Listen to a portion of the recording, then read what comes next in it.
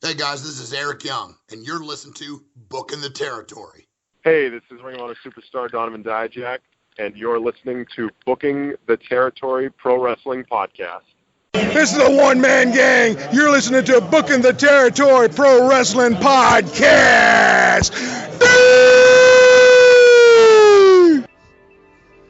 This is Booking the Territory, a pro wrestling podcast hosted by Mike Mills, Hardbody Harper from Wildcat Sports and Entertainment, and the mentally irregular Doc Turner.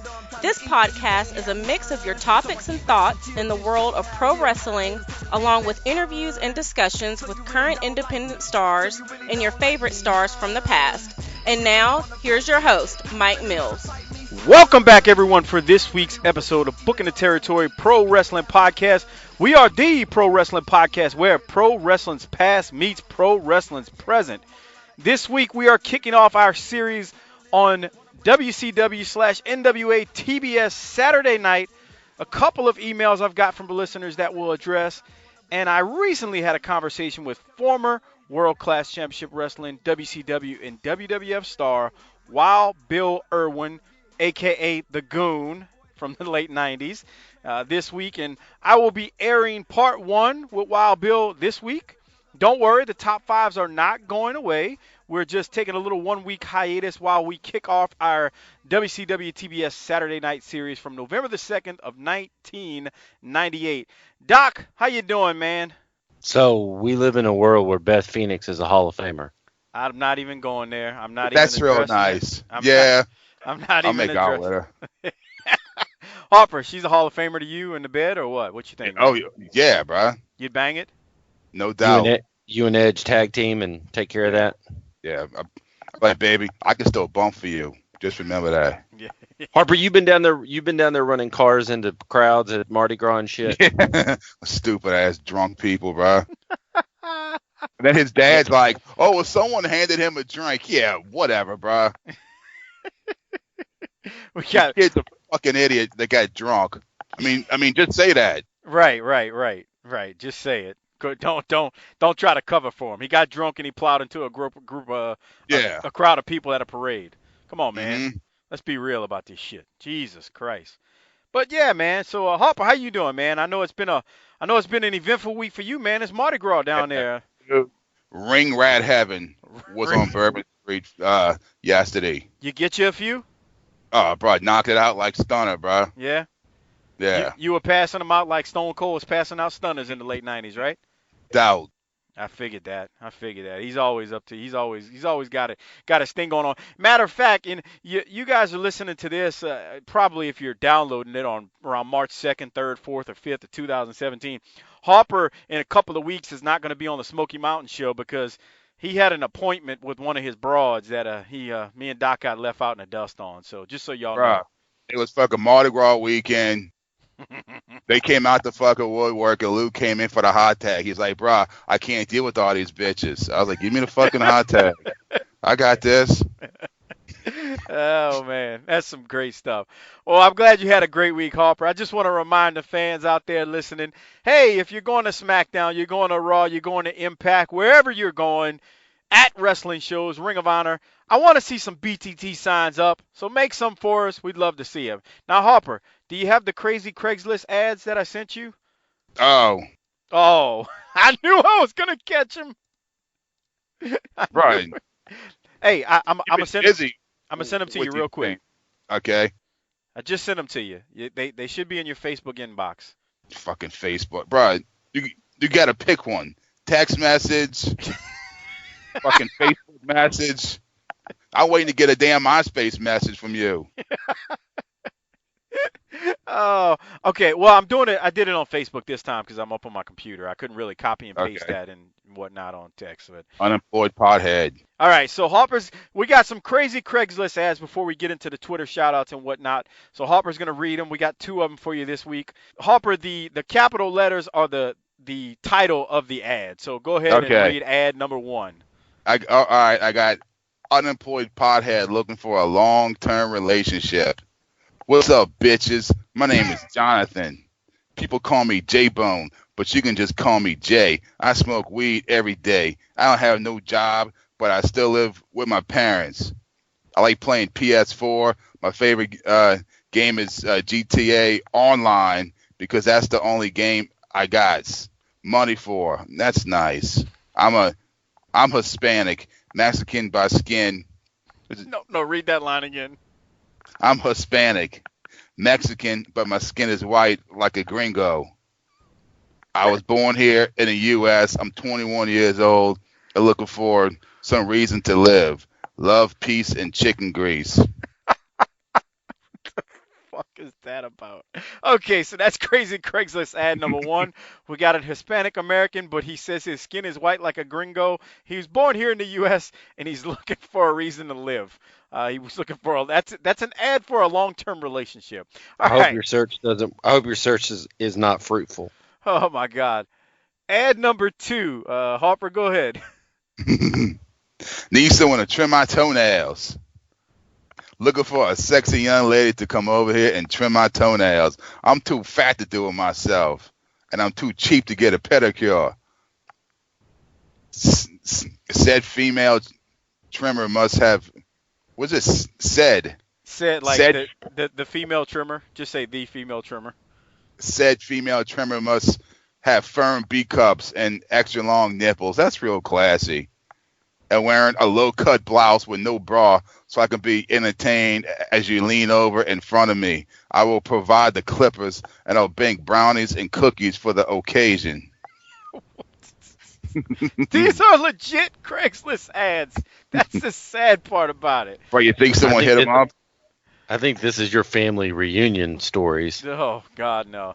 I don't know. I mean, Harper, I wouldn't put nothing past anyone if somebody hit these people up. So probably so. I mean, Jesus. That sounds like someone living on Stephen Gerrard Street in Gentilly. There you go. Not me, though.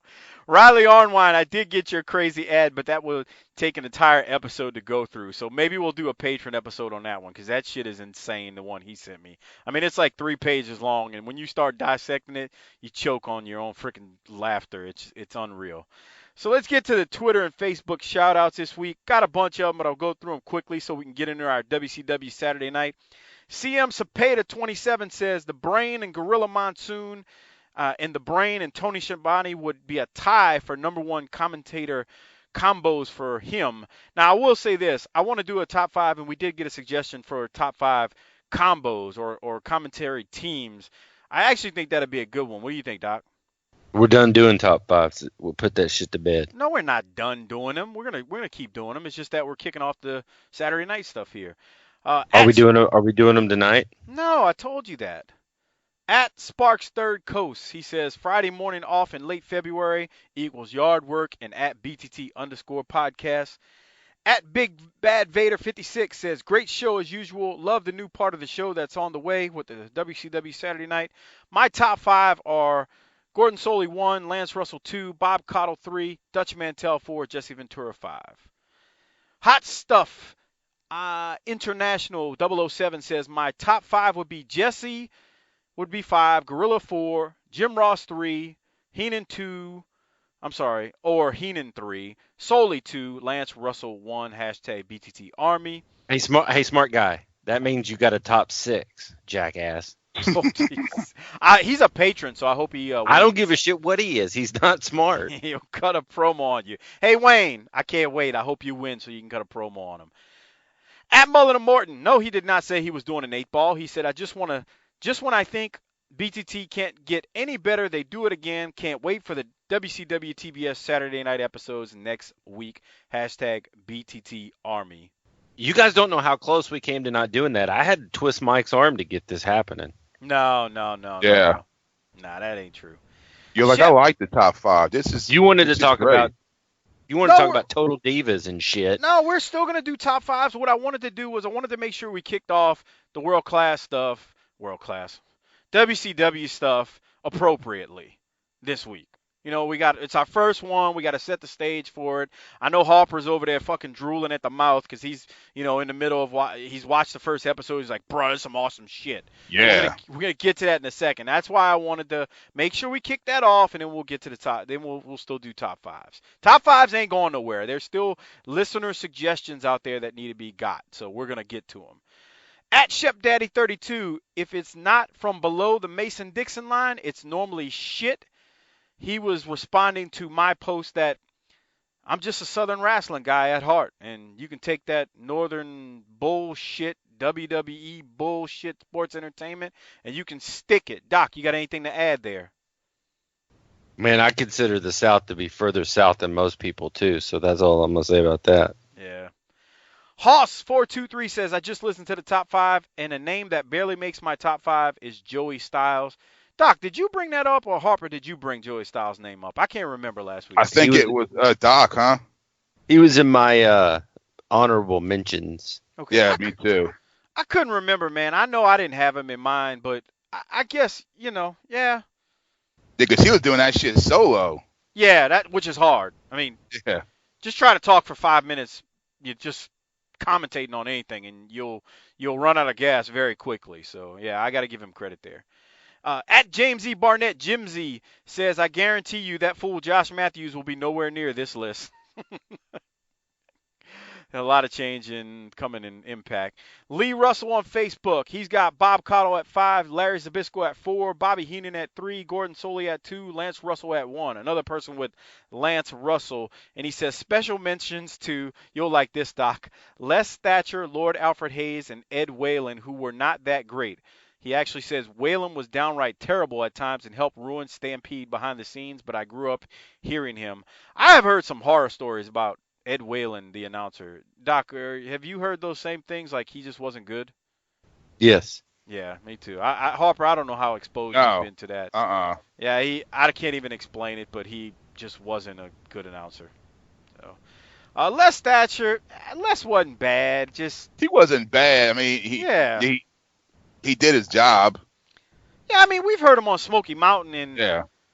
I mean, it's weird in Smoky Mountain because what happens. Thanks for the spoiler, jackass.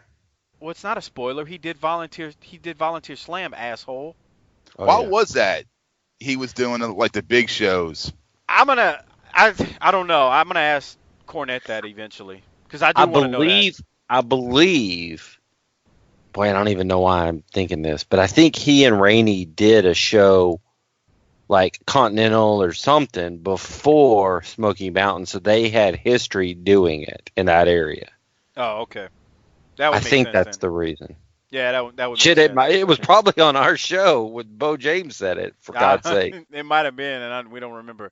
But, I mean, he wasn't bad. It's just the thing that caught me when he did Volunteer Slam is you're surprised because you've had Dutch and you've had Bob Cottle for up until, 16 weeks into the program, and then all of a sudden you got Les Thatcher and Phil Rainey, and it's like a light switch that the light came on, and you're like, wait, why? There was no lights on in that building that night. Well, my point is it went from like one extreme to another, meaning that all of a sudden you had two completely new commentators in there. So, I don't think Les did a bad job. I don't even think Phil Rainey was terrible. It's just they're not Bob and Dutch. Those two guys to me are useful in other capacities, and they kind of get exposed a little bit. And I realize I'm saying Les Thatcher's been in the business for 50 years. I'm punching holes in it. But I mean, I just think of all the things Les Thatcher could bring to a wrestling promotion, and there's a ton of them. Actually doing play-by-play is further down on the list. Yeah. I would tend to agree with that because of who he is. I agree. Yeah, but he kicked ass, dude, because he did a seminar with us last summer, and it was fun picking his brain. I remember you telling me about that. Didn't he spend like a long time with y'all at? He spent 3 days with us. Friday, Saturday. He's an old man. Sunday. He's an old man. Where the fuck else is he gonna go? Oh, that's nice of you to say. He's not down there crushing ass in New Orleans like Harper, so he might as well just talk some wrestling. You don't know what he's doing. It's true. All right, keeping up with the shout-outs, I got Dan N on Facebook. He actually gave his 5 worst commentators of all time, and Doc, I'd love to know your thoughts on this. He said Ed Whalen was 5, Rob Bartlett was 4, Mark Madden was 3, 2 was Mark Lawrence, 1 was Craig Johnson, and dishonorable mention Art Donovan. He's got Ed Whalen in there, so I kind of figure there. I mean, Ed Whalen, the 2 I'm most familiar with on that list is Ed Whalen and Mark Lawrence. And, man, Mark Lawrence, nice guy. Met him at the Parade of Champions last year, but he could put a dead man to sleep. Well, you know Craig Johnson, right? Because he was GWF. I don't know. I mean, he wasn't bad. It's just the thing that caught me when he did Volunteer Slam is you're surprised because you've had Dutch and you've had Bob Cottle for up until 16 weeks into the program, and then all of a sudden you got Les Thatcher and Phil Rainey, and it's just it's Well, you got to remember when it comes to global, like this is gonna sound nuts. The commentators were not memorable to me. Bruce Pritchard was on there, wasn't he?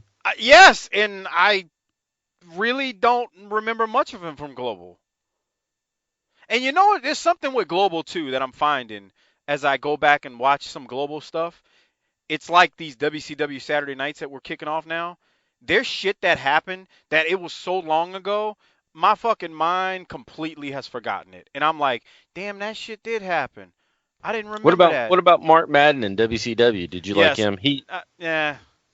He yells a lot. Yeah, he wasn't. I don't know how to describe him. Like, to me, he's more like, because doesn't he do the Penguins now or the Steelers? He does something with them. I can't remember. Sir. He's a Pittsburgh guy. Yeah, he's a Pittsburgh guy. I don't know. I think he's all right in like regular sports, not wrestling, even though it's all the work anyway. So. Do you know who Rob Bartlett is? I ain't got a clue. Who? He was the third guy in the booth on the first Raw, 1993. I don't know. Yeah, I wasn't watching wrestling then, brah. I was out fingering bitches. It was Heenan. Vince. No. It was. Heenan was there for the beginning of Raw, wasn't he? You got me. I can tell you this much. First started. When Raw first started, I wasn't watching WWF at all anymore. I was out trying to fuck bitches and fucking blasting Metallica, getting drunk. Yeah, I wasn't even fucking worrying about what the a British Bulldog was fucking doing. All right, pals of mine. The first Raw was on April 19th, 1993, and the three-man booth included Rob Bartlett, Vince McMahon, and Randy Macho Man Savage. Okay. Well, there you go. Yeah. He was in there with those two. And regardless of what I say about Vince, he was good on commentary.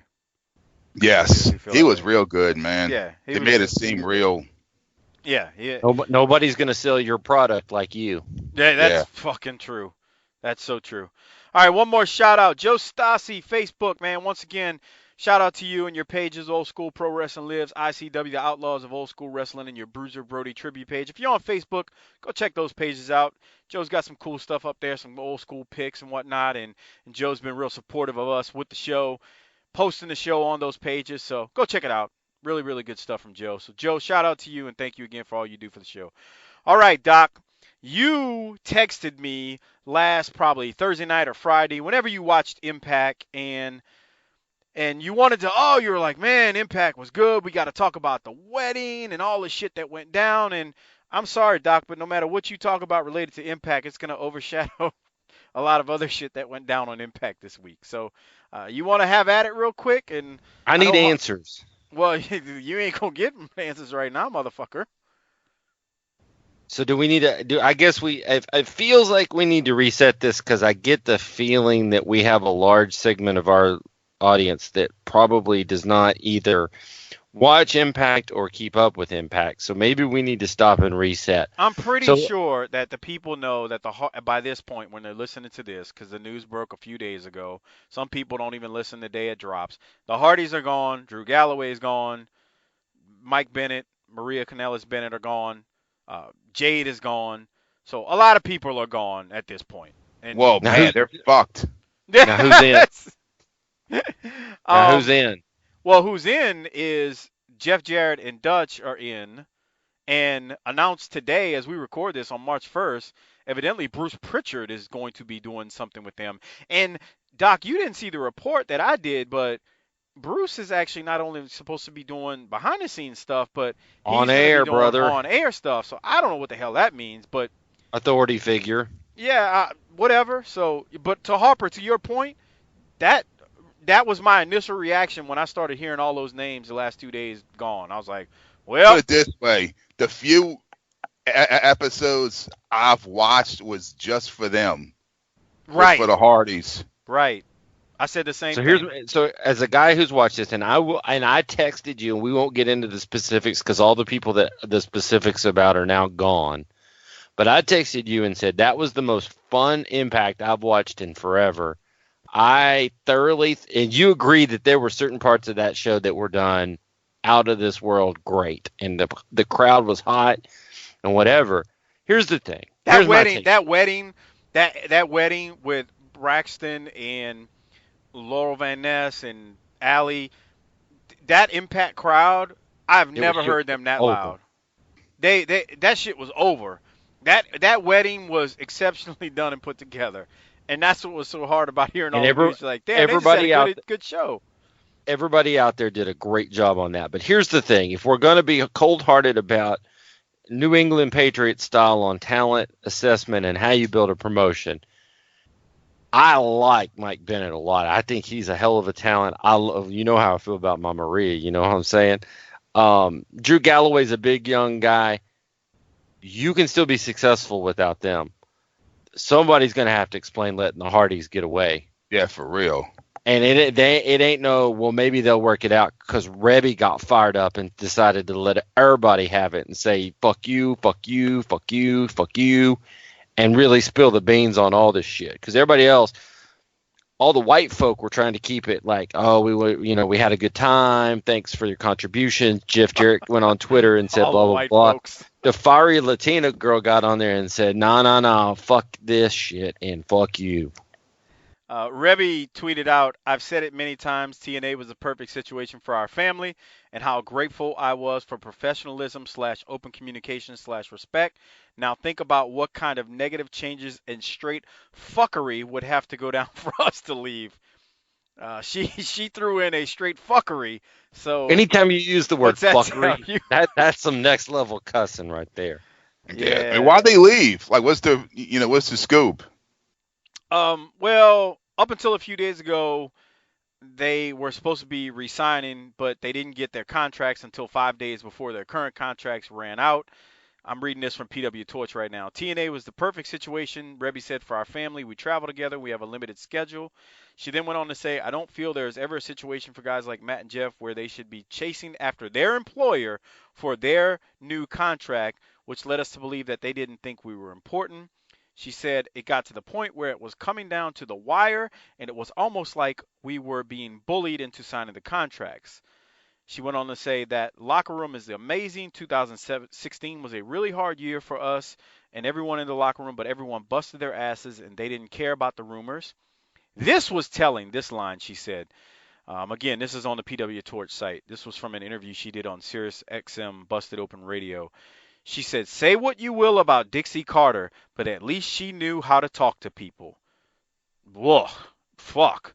That's nice. That one right there, like, stuck me. I was like, damn, not saying Rebby's wrong, but just when you hear of all the things you hear about Dixie Carter and the fact that Rebby's like, nah, say what you want about her, but she was right.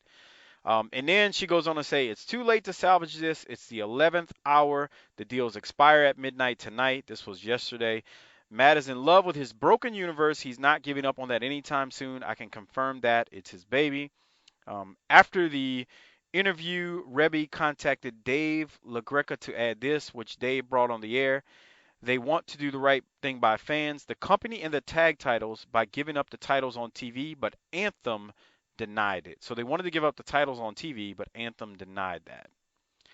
I don't know about you, but I've been working in corporate America for a long time. With Rebby, it sounds like some straight fuckery, and it sounds like some corporate bullshit, which we always say, corporations and wrestling don't work together. Ain't that right, Doc? Never. You ain't ever gonna find an instance of that shit working the right way. Never. And so that's it. You can lose Drew Galloway. You can lose Mike and Maria.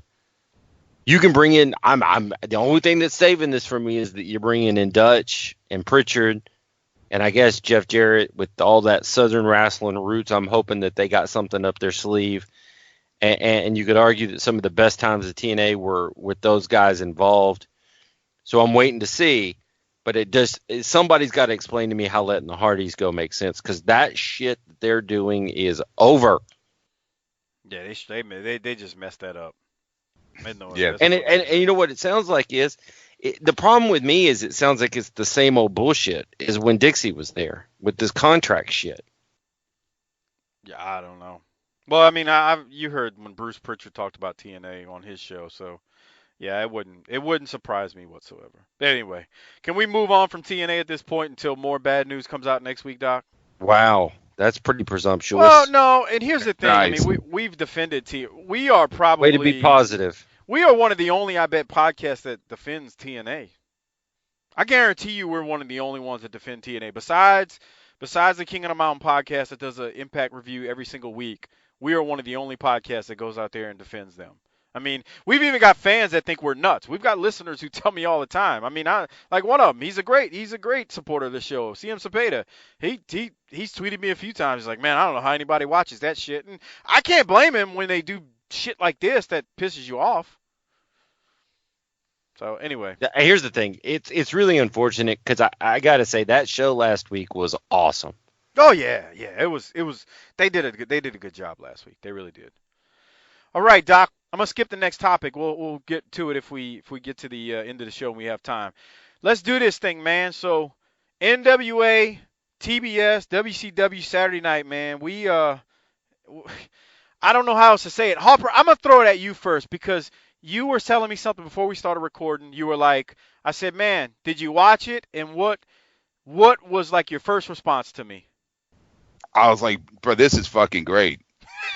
It's like I experienced this, and it's one of those things where you forgot how great wrestling was. Mm. I mean, like but Yeah. you're seeing it all over again for the first time. It's like, this is some good fucking shit, man. Yeah. I'd rather what I'd got rather me watch hooked. this shit again for the second time than For watch that real. new shit for the first time. I watched this shit 20 fucking times. Dude, watching Flair shoot that promo, I was like, that's how it's done. Right. That's how it's fucking done. And it's sad because like about a week or so ago, I watched Straight Outta Compton. Yeah. And it's like, you see fucking Eazy-E fucking all these chicks, and you're like, bruh. Man, I hope this time he doesn't get AIDS. Yeah, exactly. You know what's going to happen at the end. And that's why it feels watching this. It's like, you know what happens, bruh. Sooner or later, this shit's going to end. And it's like, fuck, man. Fuck. But He you just still hit every watch it and human. get He just excited. hit every human emotion possible in the last 2 minutes. He did. Yeah. He did. Doc, what about you, man? When we first started talking about doing this, and then you queued it up, you sent me a text like 5 minutes into you watching November 2nd, 1985 that we're going to cover right now. Talk about the first thing I noticed, and it's a little bit different than I think I remember at the time, is that we think of we have our perspective skewed through Raw and Nitro, but this was Nitro before Nitro, and so I always had this like, and so you think Saturday night, and I kept trying to say last week, this ain't like the Gambler versus the Cobra versus Craig Pittman. This was where all the superstars were. So I mean, just a few minutes in, you've seen Hall of Famers left and right, big names, legends. And they're all out there. Now, they're beating the piss out of guys that are built like Menace to Society, Mike Mills. But fuck you, asshole. But, I mean, we're going to go through, and I think the runtime is 73. This is a 73-minute show. And you count all the fucking big-ass names that pass through our lips. And this shit's hot, dude. And these guys, they know how to work. They know how to talk you in the building, all the way up and down. Well, it's all shit talking. It's not. Nobody's watching TBS Saturday Night for the fucking 5-star matches. Let's be real here. Yeah. We're talking guys who can talk people into the building. I mean, you'll see it with the build up as we start just the first show. It's all about getting people into the building. They're building up the Starrcade 85. The business model and the revenue generation back then was the house shows and the big events and getting people in there. It had not gone away from that yet. Well, for me, I hear, whenever I'm listening to the 605 Super Podcast, it starts off with the theme song from this from this era in TBS and Saturday night. So it starts off. So I can remember the first time I listened to 605 and I heard that, I was like, man, that brought back memories. But then you hit play on this shit, and you hear that music hit, and then it comes in World Championship Wrestling, sanctioned by the National Wrestling Alliance. And the shit just gives you goosebumps when you hear that. What I tell you earlier today, that sanctioned by the NWA meant something, goddammit. It meant a whole lot back then. Yeah. I was thinking the same thing, man. This is back when the NWA was the NWA. Right. This is when that shit meant something. Yeah. So to reset things, this is November 2nd, 1985. This is 1 week exactly before I turned 10 years old. I believe Harper's probably about 7 here, 6 or 7. 85. Yeah. I was like 8. Okay, so Harper's 8. Doc is a few years older than me, so he's 11 or 12 at this point. God, I'm 11 and a half right now. Right. So as we kick off this, so we are in our prime years of pro wrestling. We're fucking man. We got to be sitting down on Saturday at 6:05. Here's the sad part. Here's the sad part. What's Outside that? of my two biggest things that were driving my world on November 2nd, 1985, was watching some NWA wrestling and whether or not the Cowboys were going to win. And here we are 31 years later, and the biggest thing that I'm worried about is whether or not the Cowboys win and if I can watch some NWA wrestling. Well, you can add Smoky Mountain to that too as well. That's the fair only enough. other thing. That's the only other difference. But to your point, 31 years later, and now you're revisiting it. So it was must-see TV to us, and I didn't have cable. Doc didn't have cable, so that's another thing. I probably only caught 1 to 2 a month because I had to go by an aunt's house who had cable. Doc had to go by his grandparents' house who had cable to catch it. They were sitting on all the money. They hadn't died and sprinkled out the inheritance yet. So we had to you had to work it. It just wasn't you didn't just like snap your fingers. You didn't just snap your fingers and turn that shit on. Right. It was not like I don't know about you, but back then poor people had like maybe 6 channels. Maybe. Dude. Maybe. Yeah, we had at the most we had 5. We had CBS, ABC, NBC, then we had Channel 26 and Channel 38. I mean, Channel 12, but fucking who the hell watched that? PBS.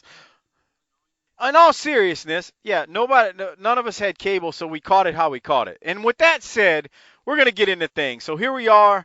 This originally aired November the 2nd, 1985, and it's just great. We got Tony Schiavone and David Crockett on the call. You know how it went down. Doc, man, hold on. You know what else got me? Man, all those flags from around the world, bruh. Yeah. Later on in the episode, the Russians try to take down the American flag and put the Russian flag up in that bitch. And Tony Schiavone talks about it. Hey, that should probably work again here today. Fuck. Yes, sir. Rusev better dust off that Russian gimmick quick. Doc, you were about to get into this last week. David Crockett. I guess it helps to be related to the owners. Yeah. God damn. Was he not the drizzling shits? He's terrible. Yeah. Nothing made him go, ooh, I care what this guy's fucking saying. I watched this shit for 5 minutes. I was like, yeah, you're here because of your dad. It was like Schiavone was out, and this is young Schiavone too. So I mean, he's not the grizzled vet, but Schiavone's out there like Ric Flair and fucking I don't know who's the worst worker, Eric Watts, and Flair's out there struggling to get him to a match. I mean, Schiavone was too young to be having to drag fucking Crockett through that shit. Yeah, Crockett. It's funny when he's calling a match. He's like, look at him, there he goes. All right, I know arm drag. Oh, he's got the arm. Look at him there. All right, now he's backing him up. Whoa, yeah. Hip toss. Drop down. There we go. Headbutt. Oh boy, what the fuck did you just call? It's like, really, Crockett? So anyway, David Crockett was not a shining star, but anyway, it was still great. We still loved it. So we kick things off. We get into it. I was supposed to cover the rankings, but I'll do it at the end. So we get into things. They show a recap of Magnum TA and Tully Blanchard with the double count out. This will lead to Magnum asking for an I Quit match coming up at Starrcade in a few weeks. that was like the opening, I guess, segment of the show. Doc, did you have anything there? Or you want me to just keep on rolling? I want to know where I can go lay down money on whether or not those two dudes bleed at Starrcade. You put a few paychecks on it. Here's the thing about this. There was generally always like 6 to 8 matches and like 6 to 8 interviews over the course of this 2-hour span. So get used to that. First match, the Raging Bull Manny Fernandez squash match defeats Tommy Lane. Doc, I'll ask you first, and then I'll get Harper's opinion on the match. Have I ever told you about the time I did a Dusty Rhodes impersonation to Manny Fernandez in a small bar in Denton, Texas in the early 2000s? No. But you go ahead and tell it now if you'd like. No, I just did. It did go over well, but he was with people that I also knew, and he was associated with the local promotion, and I think they told him that it wouldn't be – I was well connected enough with the bar owners that it wouldn't be a good idea to kick my ass there, but I think he thought about it. And it's not like I could have stopped it or anything, but, you know, I understand that. Manny but Fernandez looking at you like, who the fuck is this idiot? And then later in the night, he was singing Journey songs in a booth with his lighter hanging up and turned on. So that's real nice. I didn't say anything. What's wrong with Journey, dude? You don't even know who they are. I do know who they are. So that's my Manny Fernandez story. But Manny's still moving around good at this time. He's still kind of in that prime, and he's ready to lay a whooping on young Tommy Lane. Yeah, he is. Harper, you had anything from that other than the fact that it was a big-time squash match? I like this finish. That flying forearm looked like it. They tell you one thing. I was just sitting there watching. It's like, okay, here we go. All right, yeah. And then when it did the finish, I was like, fuck, that looked good, man. It's like back then they made a simple move. They weren't just going through the motions, man. That was a simple flying little forearm, and he made it look fucking great. Boy, they were moving around that ring good, and it was crisp, and it was just that from the first match. Even if it was a squash match, they were getting after it. Yeah. You're right, Harper. Going through the fucking motions. Yeah, you're right. They made a simple move like that into a finisher, and he cracked that motherfucker in 1, 2, 3. None of this kick out and 50 million. He sold it well, and it's just one of those things. It's just like they're not just working to get to the next spot. Right. And nobody, and again, like I said at the beginning, nobody will say that was a 5-star match either. That's the other part. No. So Manny Fernandez gets the win. No shocker there over Tommy Lane. We got a Ric Flair promo coming up next. It's Ric Flair, the MWA World Champion at the time, obviously. Set the stage for you. We talked about this a few weeks back on the show, maybe a couple months now. I don't even remember. But this is a couple of months after Flair and the Horsemen broke Dusty's leg in the cage in the Omni in Atlanta when the fans rushed the ring and wouldn't let the Horsemen out, and the Horsemen had to fight their way. We had a long talk about that, which was really, really great. So this is on the heels of that and Ric Flair. So, Doc, I don't know. This is the first one, so I'm going to play this promo. I'm going to play this Ric Flair promo since it's the first one in our first show, okay? Oh, no, don't play a Ric Flair promo. Why would you want to do that? Why would I want to hear that? So let's cue this puppy up, and this is Ric Flair with David Crockett cutting a nice little promo here.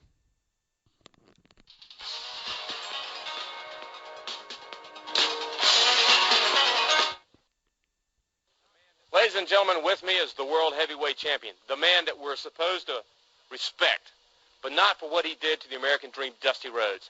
He has been out celebrating, thinking that he put Dusty out of wrestling, but Dusty is going to be back November 3rd, Mr. Flair. Even contrary to what you might believe, I've been defending the most prestigious trophy in all of professional sports around the world, from Tokyo to Cleveland, Ohio, to Greensboro, North Carolina, to Chicago, Illinois. I've been defending what you people out there know to be the World Heavyweight Wrestling Championship, because I am the world champion, just one, and I'm the man. And David, if you're going to jump on Dusty Rhodes' bandwagon, that's fine with me. It doesn't upset me at all. You see, you seem to forget. Now, you're interviewing me. You seem to forget that I'm a very intelligent man. college educated. My father, one of the greatest physicians in the whole state of Minnesota. So I know that Dusty Rhodes, regardless of the rumor, and the rumor right now is that he's going to wrestle November 3rd in Atlanta, I know it's medically impossible for him to compete in the toughest sport in the world, professional wrestling, with a broken foot. There's no way it's mended. Look at Keith Byers, the great All-American tailback of the Ohio State Buckeyes. He came back, and they carried him off the field yesterday versus the Minnesota Gophers. So Dusty Rhodes and David Crockett and anybody else out there that doesn't think Ric Flair got the job done, think about Keith Byers, because he was going to be the Heisman Trophy winner. And now he's just another guy looking, hoping to come back in the future. Dusty Rhodes, if you make the mistake, let's be real honest with each other, if you make the mistake of thinking that you're Ric Flair, or the man that Ric Flair is, November 3rd in Atlanta, Georgia, or any place you decide to try and get in that ring, I'm going to be right there personally. And I'm going to be laughing, I'm going to be gloating, and you're right, I'm going to be partying and driving the women wild. Because when I set my mind to do something, it gets done. And only Gene Anderson and Ric Flair, woo, we know what it takes to be a man in a man's sport. So Dusty Rhodes and David Crockett, and you tell your brother and every other promoter around the world today that if they want, woo, the custom-made, kiss-stealing, wheeling-dealing, limousine-riding, jet-flying son of a gun, known to the wrestling world as the greatest wrestler alive with two good legs, if you got the money, honey, baby, woo, I got the time. Ladies and gentlemen, let's go to Tony Schiavone. Man, that's just how you cut a promo. You know, That's it, man. it was kind of long, but man, that's how you do it, man. Rick, Oh, God. I mean, he's just trying to talk about, you know, it's no way that Dusty's leg will be healed in time to fight, you know, whether it's Starrcade or any of the shows that are coming up. And, you know, Doc, that's your guy, man. So yeah. Well, and he that's how you says that do he's it. the greatest. He says he's the greatest wrestler alive. At that point, he really is. He is talking about how he was in Tokyo and Cleveland and Greensboro and Chicago. You know, the other thing that to notice there is that really is vintage Rick, and here's why. In later years, and even into the mid-'90s, he kind of became a cartoon caricature of that, where it was all the catchphrases and yelling from the get-go. But he's quiet. The thing about that interview that's awesome is he gets quiet and loud and quiet and loud. And when he's quiet, it was, we're real men in a men's sport, and if you want to find me, you can come get some. He's delivering a real nice message there. And then he's hitting the things that we all remember that him before, kiss stealing, and that shit's great too. The other thing to consider here, and this is really interesting, because we're unlike Smoky Mountain. When you dive, and we started Smoky Mountain episode 1, and I think Harper was a little, Harper was like, "What the fuck is this shit?" We're entering NWA midstream, and so this is the month that the Four Horsemen, I mean, they've been kind of circling around each other, but it's not the Four Horsemen. And this is the month where that kind of comes together, starts to come together for real.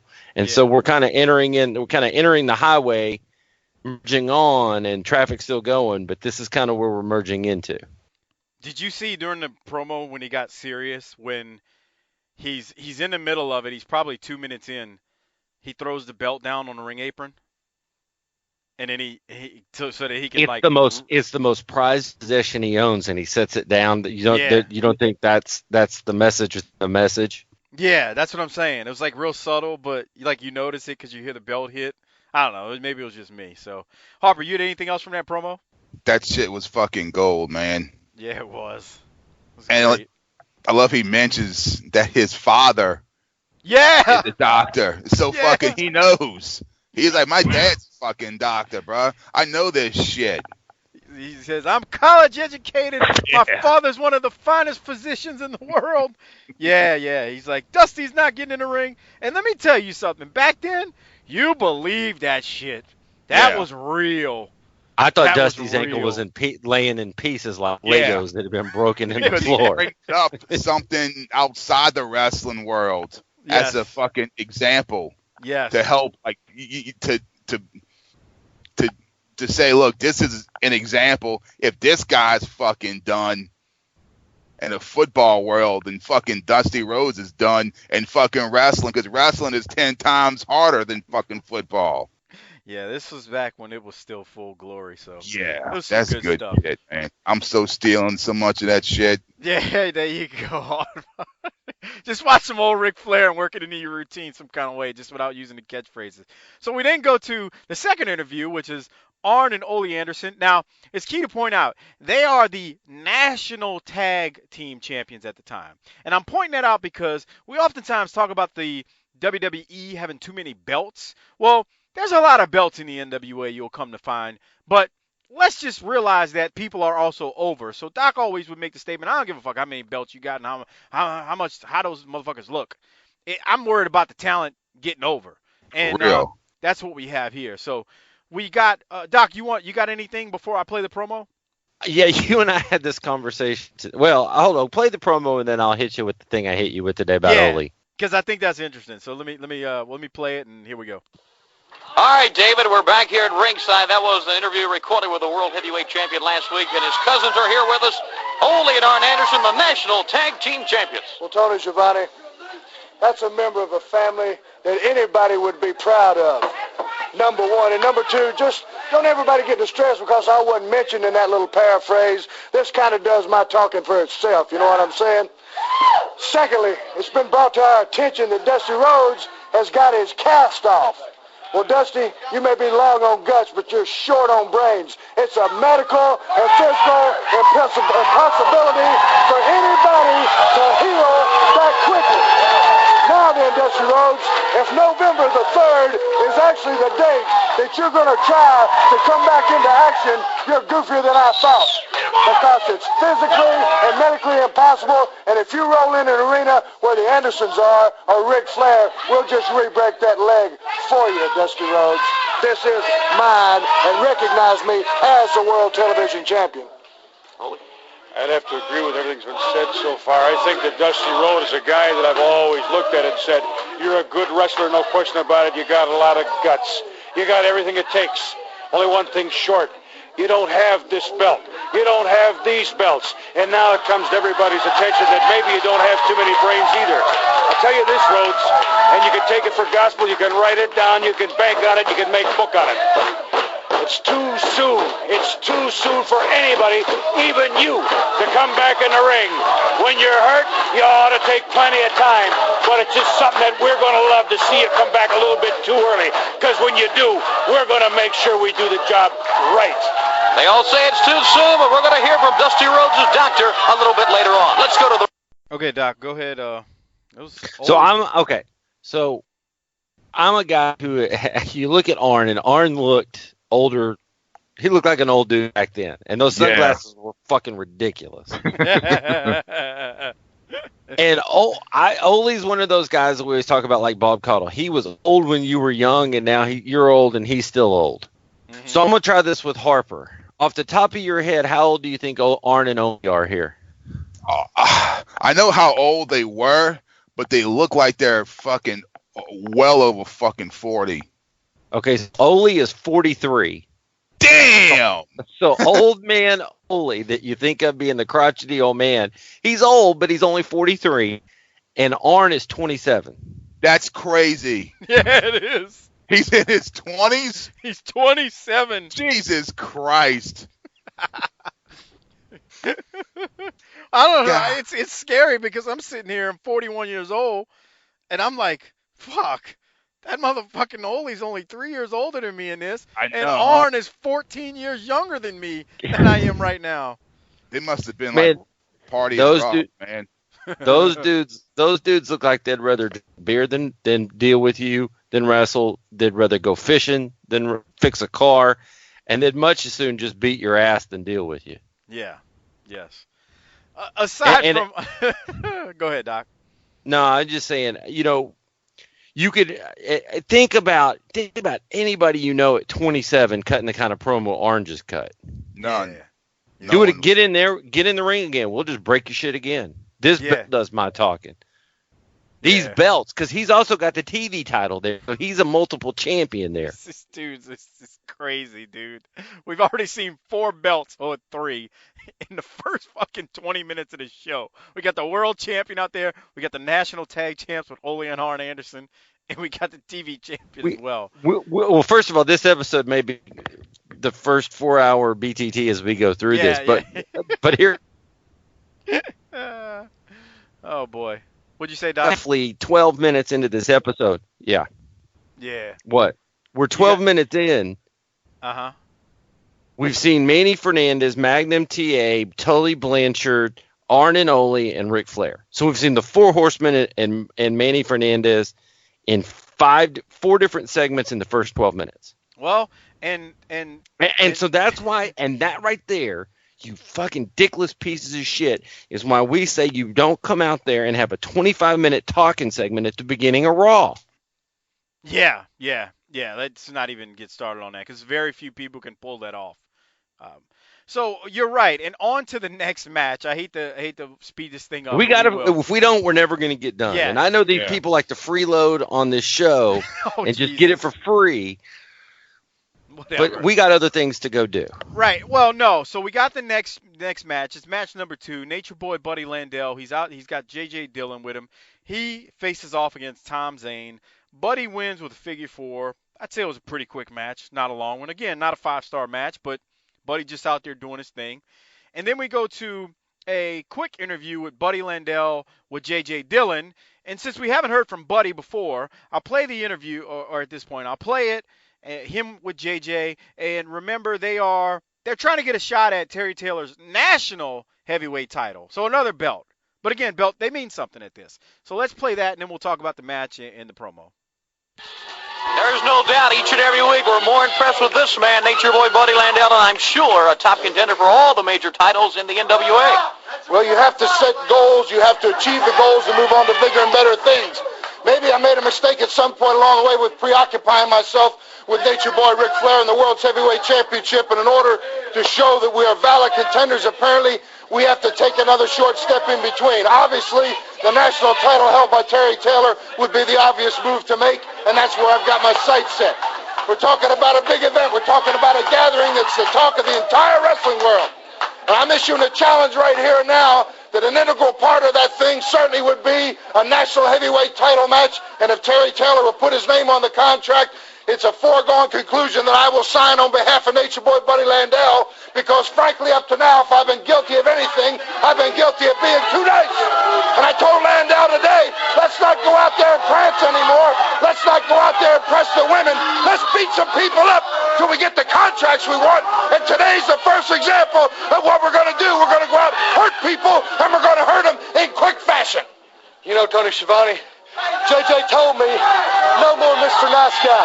I'm sick and tired of coming out on nationwide TV and beating these guys that can't even lace my boots.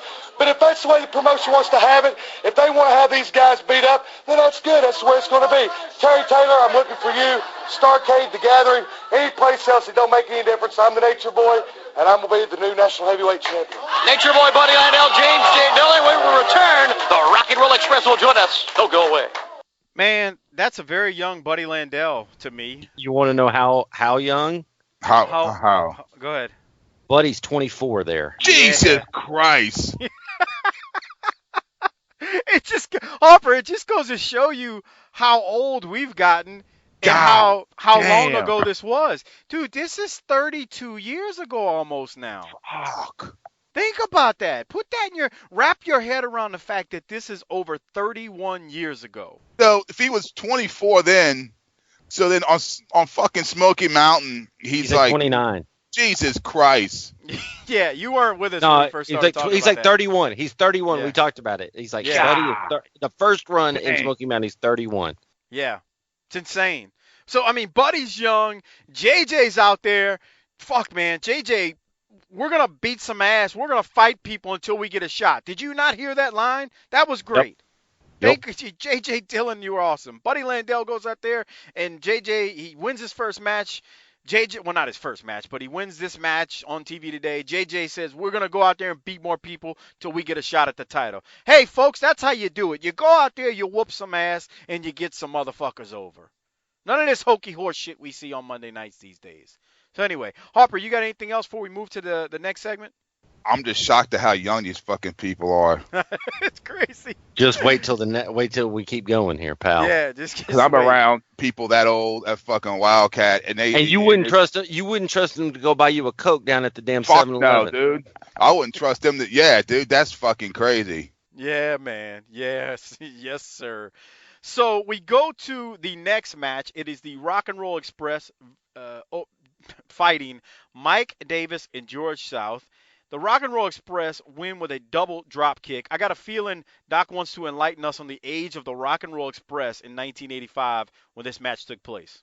Well, this is timely because, we've got the Rock and Roll reunited in Smoky Mountain, too, just recently. Wow. So you guys, Ricky Morton was 29 years old.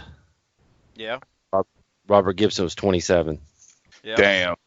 Well, imagine being fucking young, having what they had. Now you know why they were banging so many rats. So now think about this. Because Flair's like 38 here, I think. And Ole obviously is old. But you got in their 20s, Arn, Buddy, and Robert and Ricky so far. Tell me how we couldn't beat Vince still. Yes. I'm so pissed my fucking dad took so long to get cable. Yeah. Yeah, buddy. Oh, man. This is some good shit, man. We're not even halfway through the episode. That's the thing. We're going to speed things up here in a second, though. I'm gonna play this next one, and then we're really going to speed things up. So we got the next interview, and it's Tully Blanchard. Remember, Tully is being interviewed. He does not want to give Magnum TA a shot at the U.S. Heavyweight Championship. And it's because he just had a match with Magnum where it was a double count, not a double DQ, but a double count out. Like they both passed out from exhaustion in a bloody mess the last time they fought. And in Tully's mind, that was the last match they were going to have. So Tully does not want to have any other matches. So let's play this. It's Tully. As you cue it up, let me just say Tully's the old man here. He's 31, about to be 32. It's insane. Now we get Bob Geigel in this too. So this is the reason I'm playing. He's not Mr. Personality. He's not, but this is important to the storyline that's going on with Tully and Magnum. So we'll play it for you. We said at the top of the program, when would it end between Tully Blanchard and Magnum TA? He says he has no more shots of this title. I got news for you. Just hold the microphone. I'll do all the talking. Okay, all right. Johnny, okay? Go ahead. I told the people Magnum TA had one shot. One shot. You saw earlier in the program, you saw what happened. It ended up both men knocked out some 52 minutes into the match. It was an awesome battle. It was brutal. It took 3 days of getting back my back up, my body massaged by Baby Doll to get me back. But you see, this is still around my waist. The United States Heavyweight Championship. Magnum went right to Bob Geigel. Please give me an I Quit match. Well, I tell you what, I've got an interview that Bob Geigel sent to me as a reply to what Magnum TA's petition, and I want everybody across the nation to hear what Bob Geigel's got to say. Let's take a look at this from NWA President Bob Geigel. Here's the president of the NWA, Mr. Bob Geigel. I have here in my hand a challenge from Magnum TA for a U.S. heavyweight title match with special I Quit rules. Now the challenge is aimed at Tully Blanchard, the current champion. Magnum TA held the title. The special I Quit rules, it's so rugged and they're so liberal, it's probably one of the most dangerous matches in professional wrestling today. I cannot allow this match to take place. The feeling is so bad between these two athletes. There is so much hatred that I am not going to sanction a match of this nature with two people with a feeling as strong as it is, running as high as it is. No, Magnum TA, I will not grant you permission for this match. There you have the words of the president of the National Wrestling Alliance, Bob Geigel. No sanction for the I Quit match. I guess it's just gone beyond the realm of sportsmanship when you get to this kind of rule, Bob. That's right. The match would be too dangerous, and I cannot allow it. He's the president of the National Wrestling Alliance. His ruling is final. From the headquarters of the National Wrestling Alliance, this is Rick Stewart and President Bob Geigel. Okay, Rick, thank you very much. There you hear it. Bob Geigel, the man of the hour, my man of the hour, the man with the power. Magnum TA, go back to the farm. You thought you had some clout in professional wrestling. Well, buddy, you saw where the clout is and who's got the pull. And I tell you what, Starrcade, the biggest thing since sliced bread's coming up. And I will be there against a suitable opponent, big boy. That was pretty good, Doc, wasn't it? Man, did you notice how just rough a 31-year-old Tully Blanchard's forehead looked? Well, it's funny you say that. We're going to get into this more as these things go on, but nobody's forehead in these things looks like the backside of a baby's ass. No. They're all nice and bladed up from years of blading each other. They're all pretty. All of their foreheads are pretty damn bad. Harper, what'd you think, man? Yeah, it's just he makes it sound believable. Like this ain't gonna happen. Yeah. It's too fucking violent. They got these guys fucking hate each other too much. I can't let this shit go down. Yep. I'm the adult in the room here. Exactly. Well, and it's like he's like, I can't sanction it. There's no other way for me to say it. It's not happening. This would be too detrimental to these two. They hate each other. Here's the thing. Listen to that. The type of heat they had. They hate each other too much. We've got to tap the brake. We've got to tap the brakes here. This is too much. We can't allow it. They hate each other too much for me to allow this. So yeah, different day, different time. And don't worry, we got more coming up in the end of this episode that makes us even better. So I'll move on. Doc, you okay with me moving on? Yes, sir. All right. Next match is Billy Jack Haynes versus the Black Cat. Billy Jack Haynes gets the win. Doc, you got anything there on that match? No, Billy Jack's still waiting to go to prison for a while for running drugs, I think. That's just wrong. That's real classy. It's a fact. He went to prison for distributing drugs, son. I know I talked to Rod a couple months back. He was like, man, Billy Jack's not doing good at all. I don't know what was going on. I didn't really get the specifics, but I know he talks to him. Or he did talk to him from time to time. That's crazy. I didn't know that. But anyway, let's go. So we go to another interview, and I'm not going to play this because it's kind of long. And Doc, just fill in the gaps for me. But it's basically Tony Schiavone sitting down with Dusty's doctor. Yeah. And he talks to, I think his name was Joseph, I can't even say it. It's Dusty's physician. He says that Dusty has made amazing progress and that November 3rd is a reasonable return date for Dusty, which is the next day.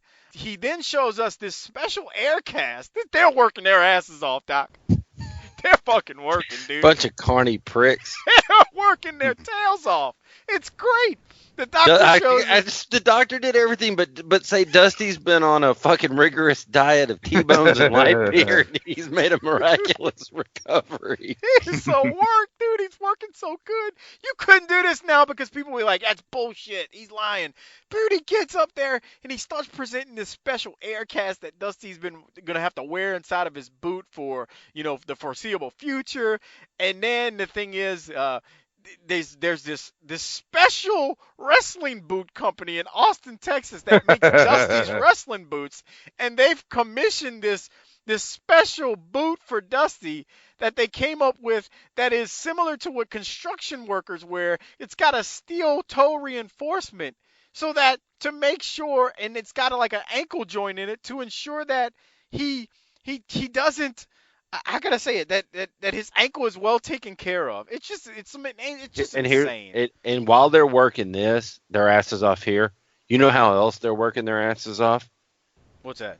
You don't see Dusty on this episode. Oh yeah. You're right. Where is he? No He ain't there because by his absence draws more heat to this. Yeah. Than him being absolutely. there.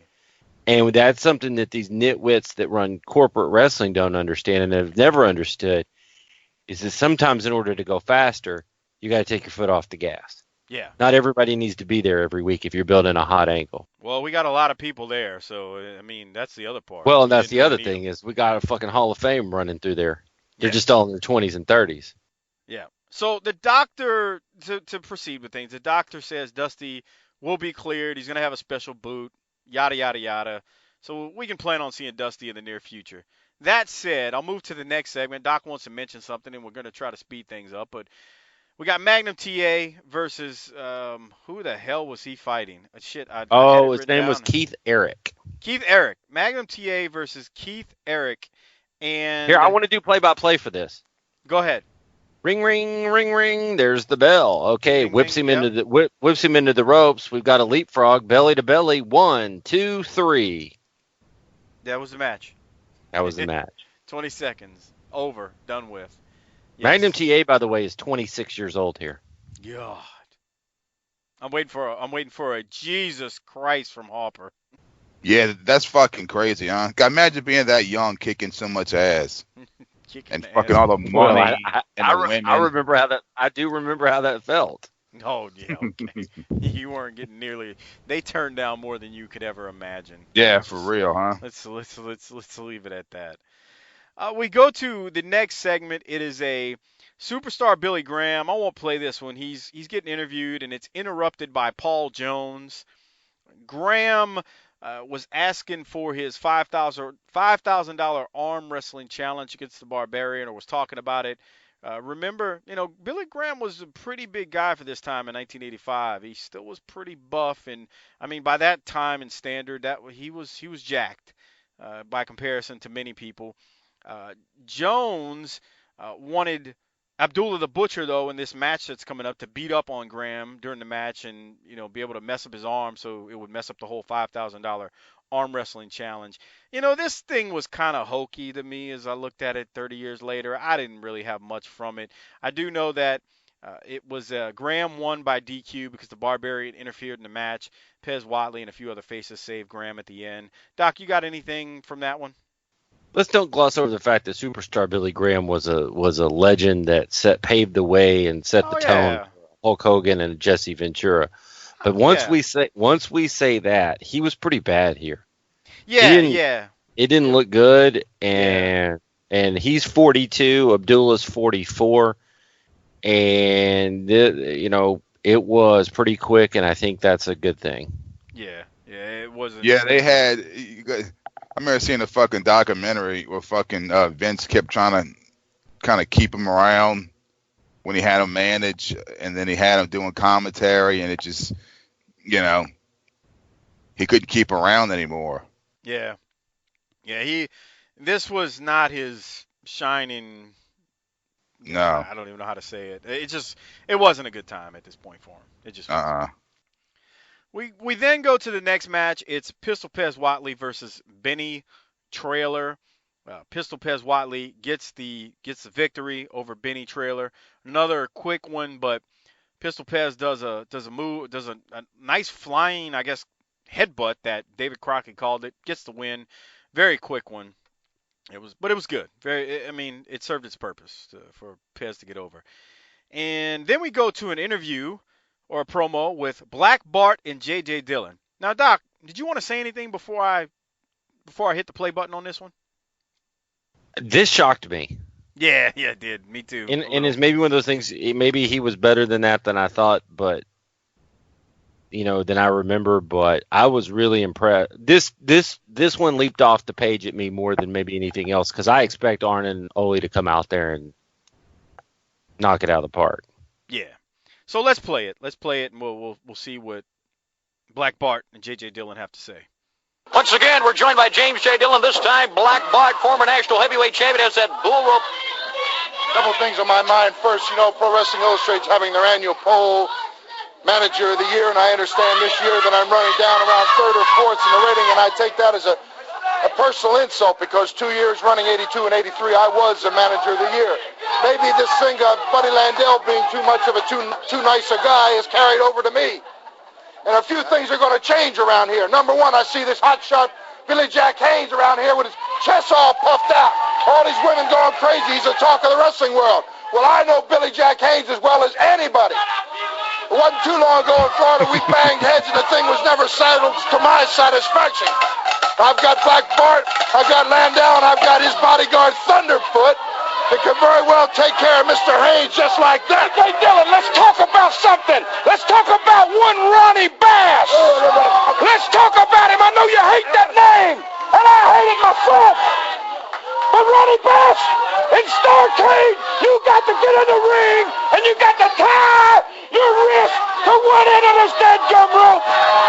And I'm going to take that one, I'm going to tie it into the other one. And then we're going to have this dead bell right in the middle of us. And the one that can get to the bell can take it and use it on his noggin, use it in your guts, use it anywhere you want, Bass. You get in the ring, Starrcade. I got some things. I want every dead one of you to hear that. Listen at it. You ain't got a chance, Bass. You ain't got a chance. Listen, Bart, at the gathering, if he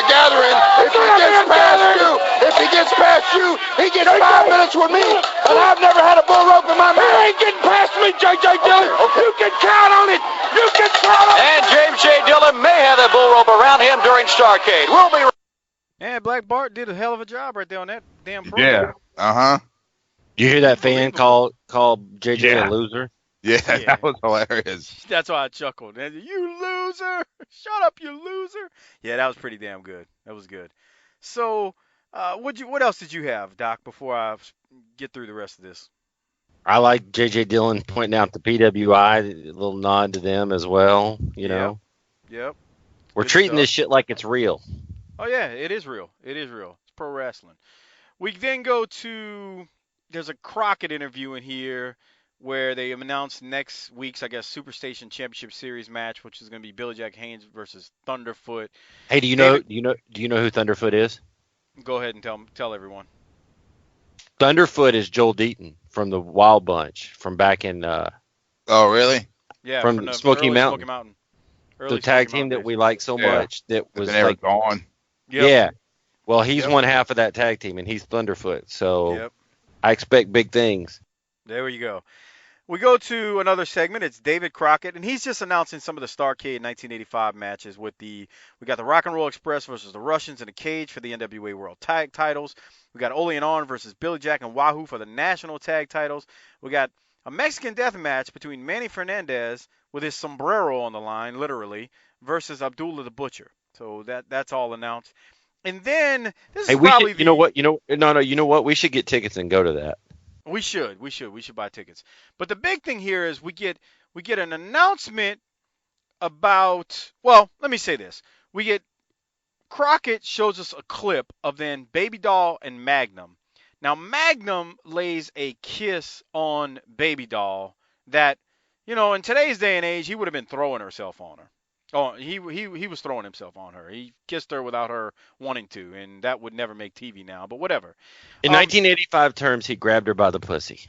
Basically, yes. That's nice. So Crockett, yeah, it really is. So this kiss lasts, I guess, maybe 5 to 10 seconds. I don't know. I didn't time it. David Crockett is losing his mind like a little schoolboy on a schoolyard that's never seen two people kiss before, screaming like a child. She likes it. She likes it. She likes it. Baby Doll finally breaks away from Magnum and slaps Magnum across the face. Really, really good. Tully runs out, and you can't tell me that those weren't real punches. Those two sons of bitches were going at it.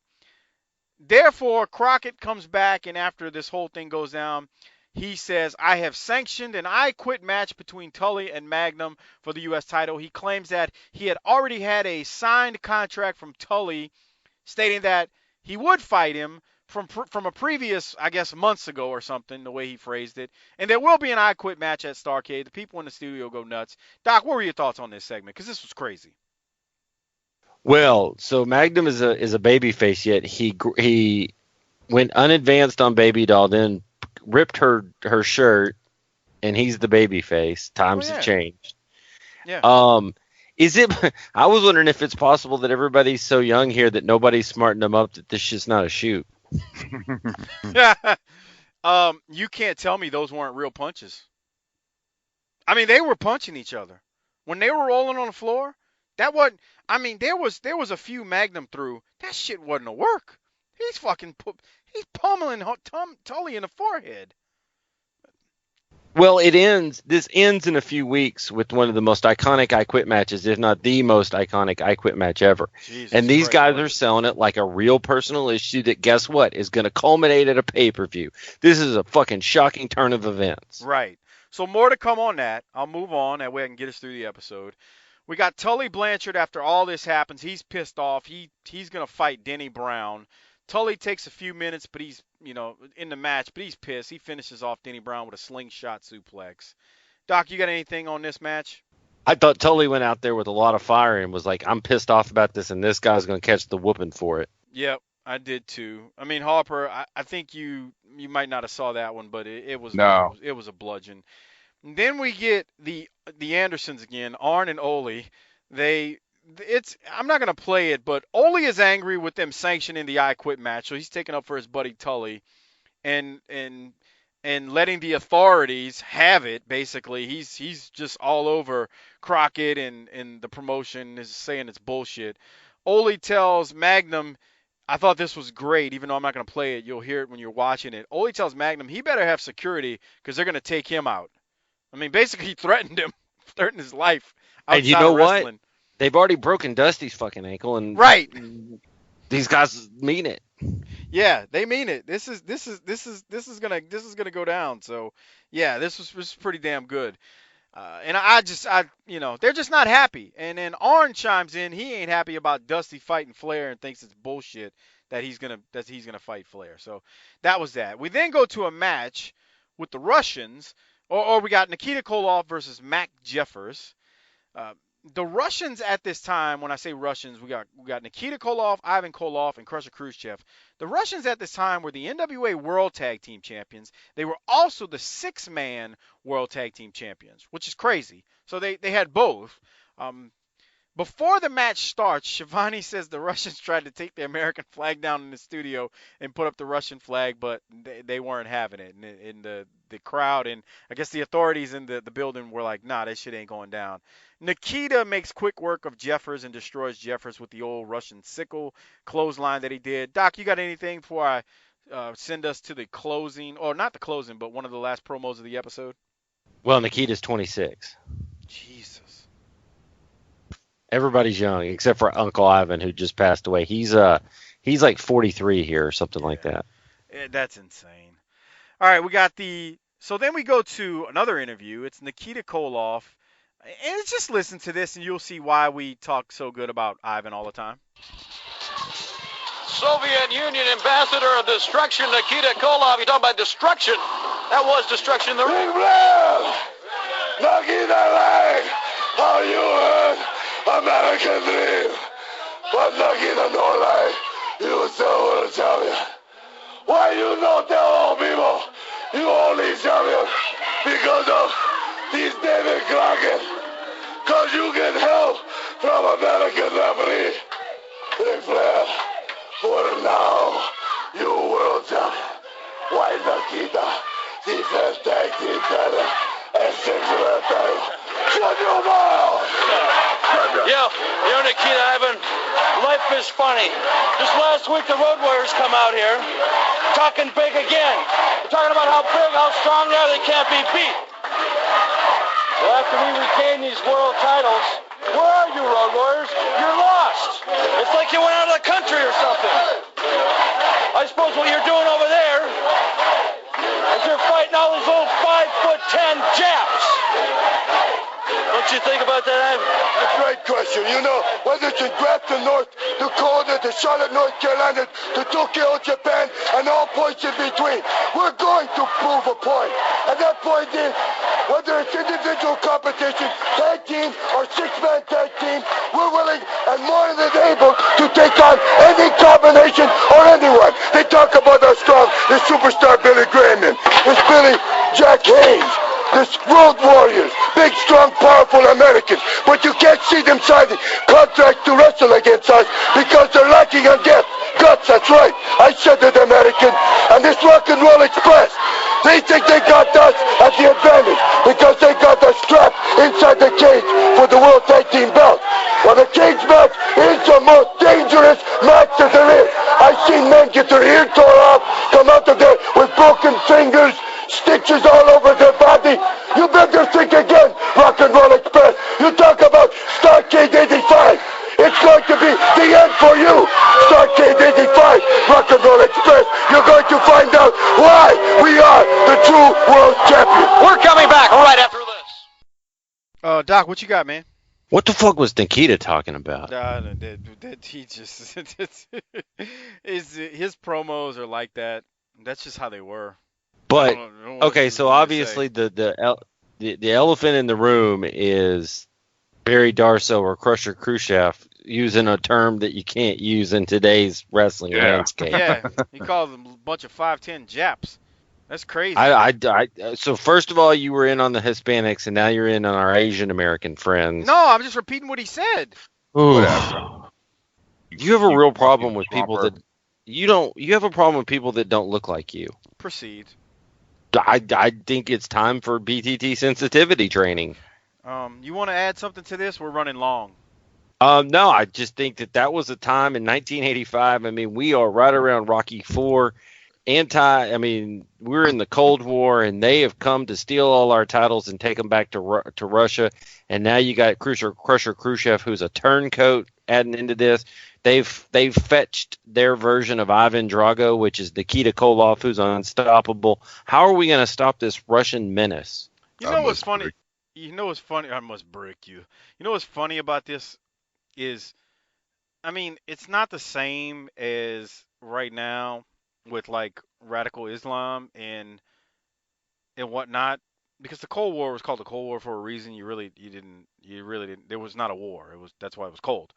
But thanks for the lesson. But the resentment towards Russia was pretty damn strong, even I think in '85. This would be like rolling out a group of ISIS fighters onto Monday Night Raw right now. Which you'll never see that, but like it would almost be that. It would almost be like that. That would be fucking great. God. Nuclear heat.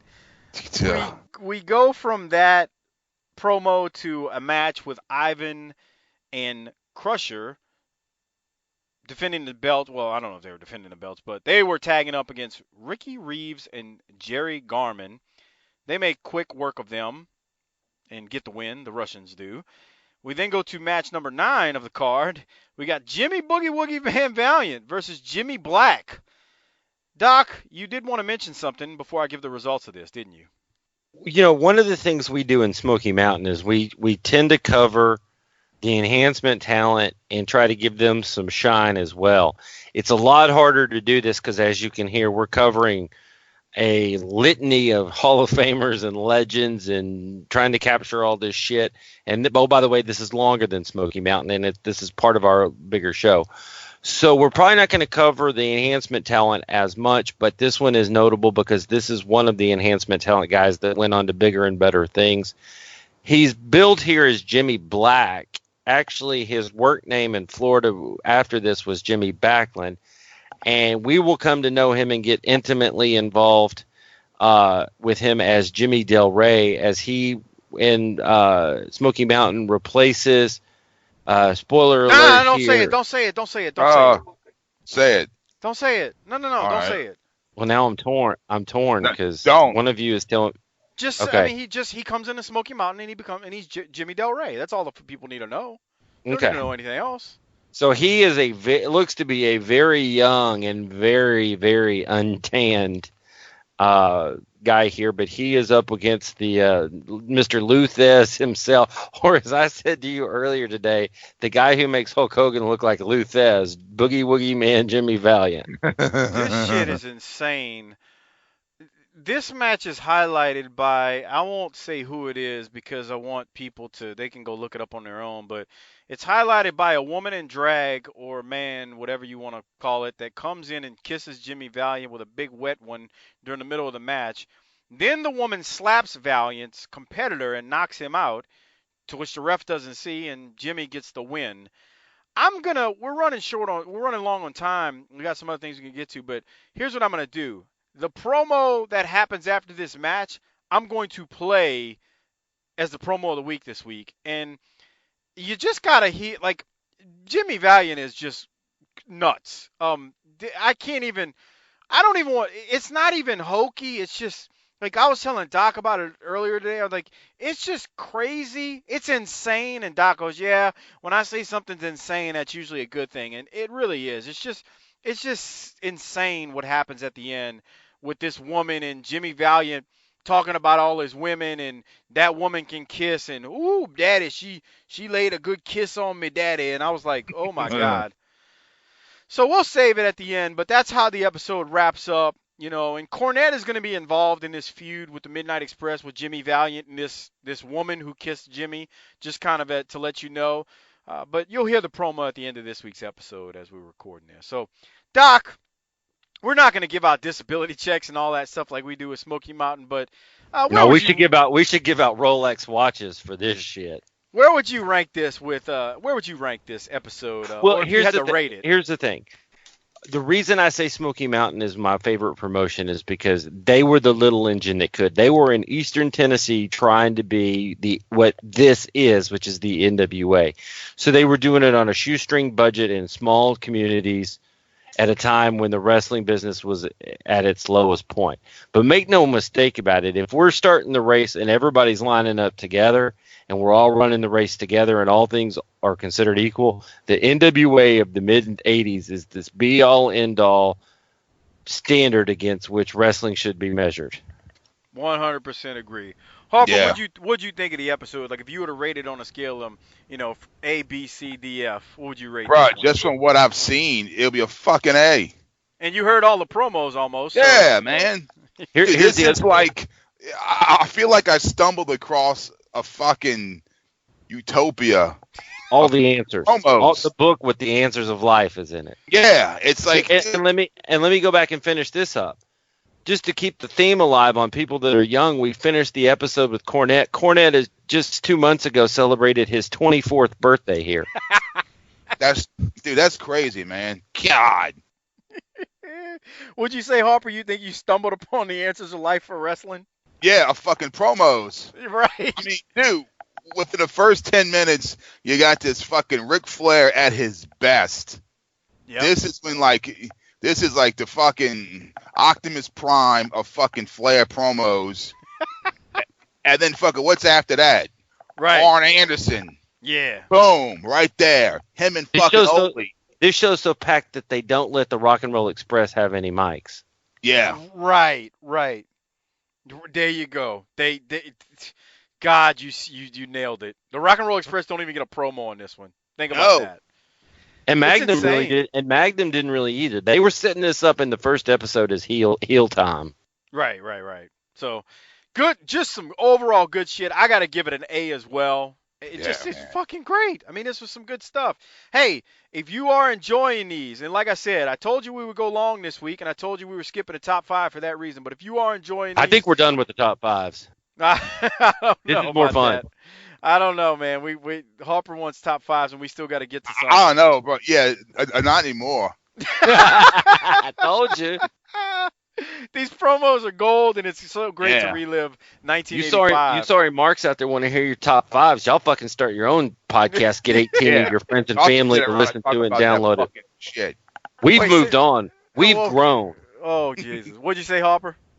I mean, they could sit around and talk about their top 5 bullshit. I want to do this.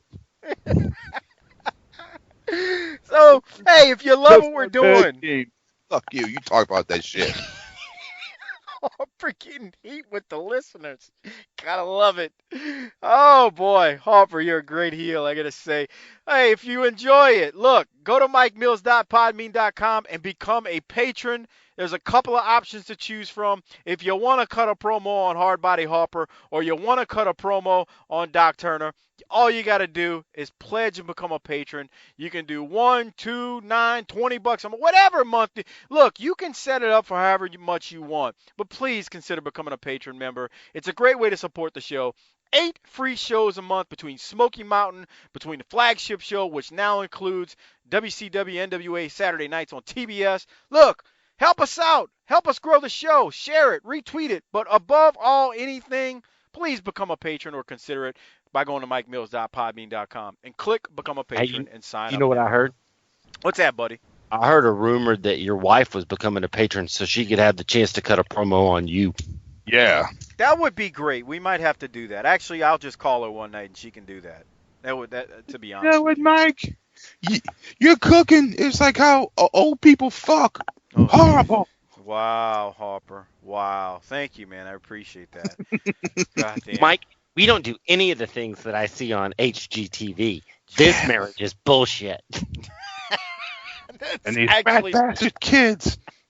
That's actually not far from the truth. Hey, but no, seriously, support the show. Become a patron. MikeMills.podbean.com. Click Become a Patron. And while you're there, check out our Amazon referral link. That's also at that same link, MikeMills.podbean.com. Click there. If you're shopping on Amazon, you can, we get a little small kickback when you use that link. So please consider it. It's a great way for you to support the show if you're already spending money on things that you were already going to buy. So please consider it. We'd appreciate it. Follow us on Twitter at BTT_podcast. I'm at Mike504Saints. Hardbody Harper is at CJH Hudat. And on our Facebook page, it's facebook.com/bookingtheterritory. One of the things I'm loving about the Facebook page is you all are starting to post a lot more, and it's become a lot more interactive. And if you notice, I've been including some of those things on the show. So put them on the Facebook page, and I will mention them on the show as long as we can get to them. So I'd appreciate it. That kid from Pittsburgh. Who's that kid? What are you talking about? That's been sharing the stuff and liking everything.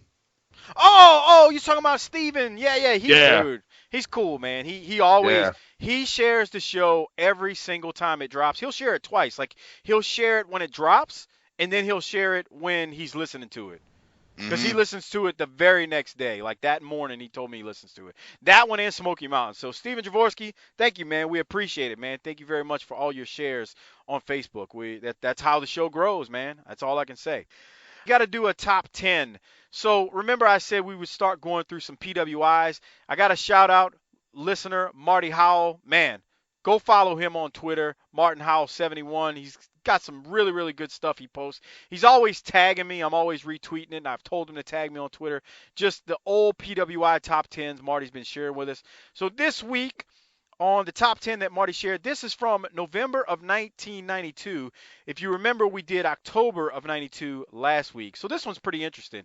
I'll do the singles this week for us. So number 10, Doc, you'll like this one, actually, because it ties into the tag teams that I'll do next week. But number 10, the PWI top 10 for November 1992, Dr. Tom Pritchard, Doc. Very nice. I don't understand why, but okay. Well, here's the thing, and it's a little bit of a spoiler for next week. Dr. Tom, at that time, was the USWA Southern Champion, but he was also the Smoky Mountain Tag Team Champion at that point. He didn't have the belts now. I wonder how he gets them. Well, here's the thing. So he's the tag champ, and they were ranked number 7. I'll let that spoiler out with Stan Lane. They were the Smoky Mountain Tag Champs, but he was also the USWA Southern Champion, which I thought that was interesting. Number 9, Scott Putski, who was the GWF North American Champion. He must have beaten Rod Price for it. So Scott Putski. I'm sure you've heard that name before. You remember him? Oh, yeah. He was in WWE, huh? For like a half an hour. Yeah. Putski had Putski spent some time in the WWF, from what I recall. Yeah. Y'all are gonna love number 8, Harper. Number 8, Steve Austin. He was the WCW TV champion at that point.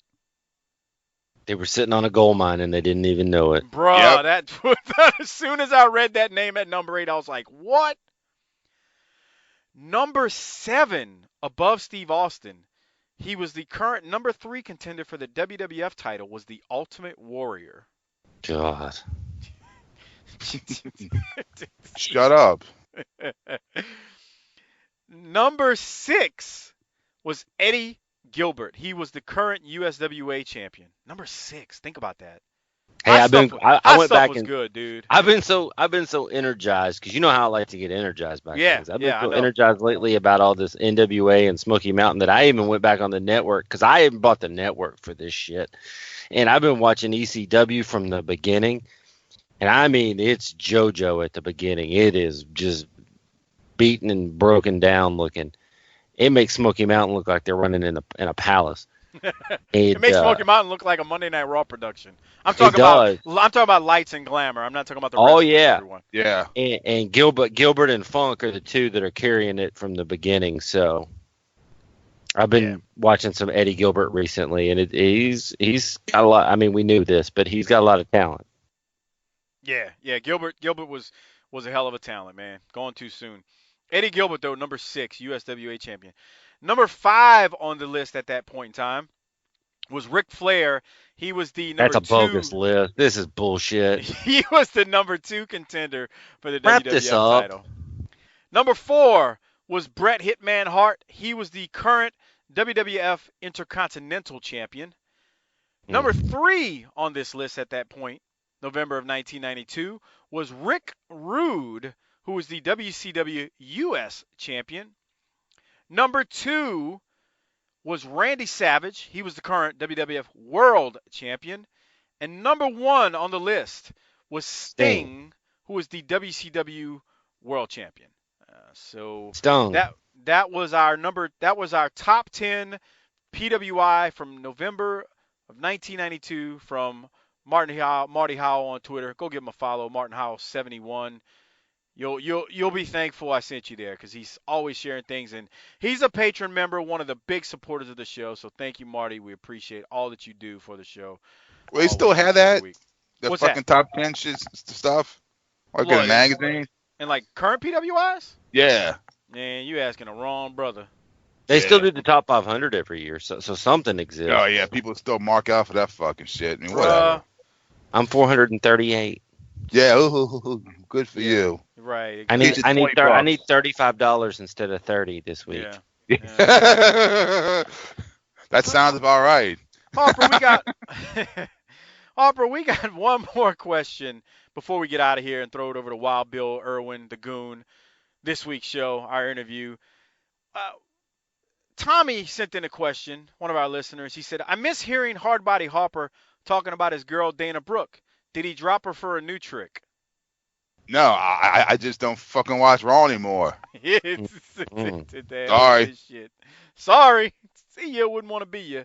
Unless she shows up at Wildcat or something, fuck, I ain't gonna see her, but I'll still knock it out, Unless she fucking, if she wants some foods, I'll send her some.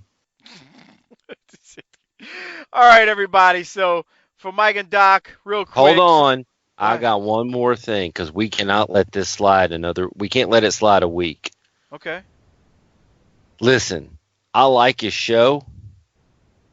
It's always entertaining to hear Tony Schiavone cuss. I like it. I pop every time he calls somebody a slap dick. But me and Tony Schiavone, and I think you guys are coming with me, are going to have a severe difference of opinion if he's going to go on his show this week and call Tim Horner one of the most underrated wrestlers in the the time. On his last show, they talk about the Great American Bash '88. Well, I was gonna he talks that about next week. Well, we got to do it right now. Well, because Rick Steiner and Dick Murdoch beat Kendall Williams and Tim Horner, and Schiavone goes, Tim Horner was one of the most underrated workers of that time. Well, Harper, what do you think of that? I don't think that's an accurate statement. Well, okay, hold on. Since y'all want to go long, Lewis sent in an email to me this week, one of our listeners, and He said, did you hear the most recent Tony Schiavone show where they were talking about the Great American Bash 1988? Conrad brought up, this is what the email says, Conrad brought up the dark match with Rick Steiner and Dick Murdoch defeating Kendall Windham and Tim Horner. Tony Schiavone said that Tim Horner was one of the most underrated workers of that time. Did you hear this, and what did you think about this? Look, here's my opinion. That's fine if you want to call him an underrated worker. I don't have a problem with Tim Horner in the ring. What the fuck ever. But Tony also went on to say, when he was talking about those 4 guys in that match, that Dick Murdoch was one of the great performers of all time. Not great workers, but great performers of all time that was over as a heel or babyface. So while he put Tim Horner over, he also added on with Dick Murdoch talking about how Dick was not a great worker, but was a great performer. So that ought to tell you all that you need to know about what he said. He was just saying Horner was a great worker. He's not saying he was a great performer. There's a big difference in the two. Well, I was watching Raw for like a little bit, and your boy from the New Day won with his victory pin, or whatever the fuck it was. You mean the natural bridge? Yes, that's what he fucking won with. I couldn't believe that. He sure did. I sent Doc a text, actually, when it happened. I have not turned on Raw or SmackDown for 1 second in 4 months. It's fantastic. Yeah, no, huh? It feels great. Not 1 second. Not even like, I wonder what they're doing over there, or I'm bored, or, oh, come on, let's watch it. Nothing. Well, now you got Saturday night, so you really don't need to watch it. I got the network, which is bad enough because these motherfuckers are going to get my money. But other than that, I ain't paying for mine, so I don't feel bad. Well, yeah, let me make sure I edit that out. Fuck. Anyway. What you gonna do? Come knock on my fucking door? Nah, I guess you're right, man. Well, you're on TV down there. Shit. Yeah, right. They don't fucking. Fuck. Well, hey, if you love this show, subscribe on iTunes, Podbean, Stitcher, wherever you get your podcast from. We'd appreciate it. Throw us a 5-star review on iTunes, especially. We would definitely appreciate that. And man, you know what? That's all I got. Doc, you got anything else before we throw it over to Wild Bill? Man, I'm whooped tired. Let's get the fuck out of here. Yeah, I'm whooped too. Harper, what about you? Yeah, let's go. Book it, bitch. Come on. So for Mike and Doc, Harper, hit the tagline. Book it, bitch.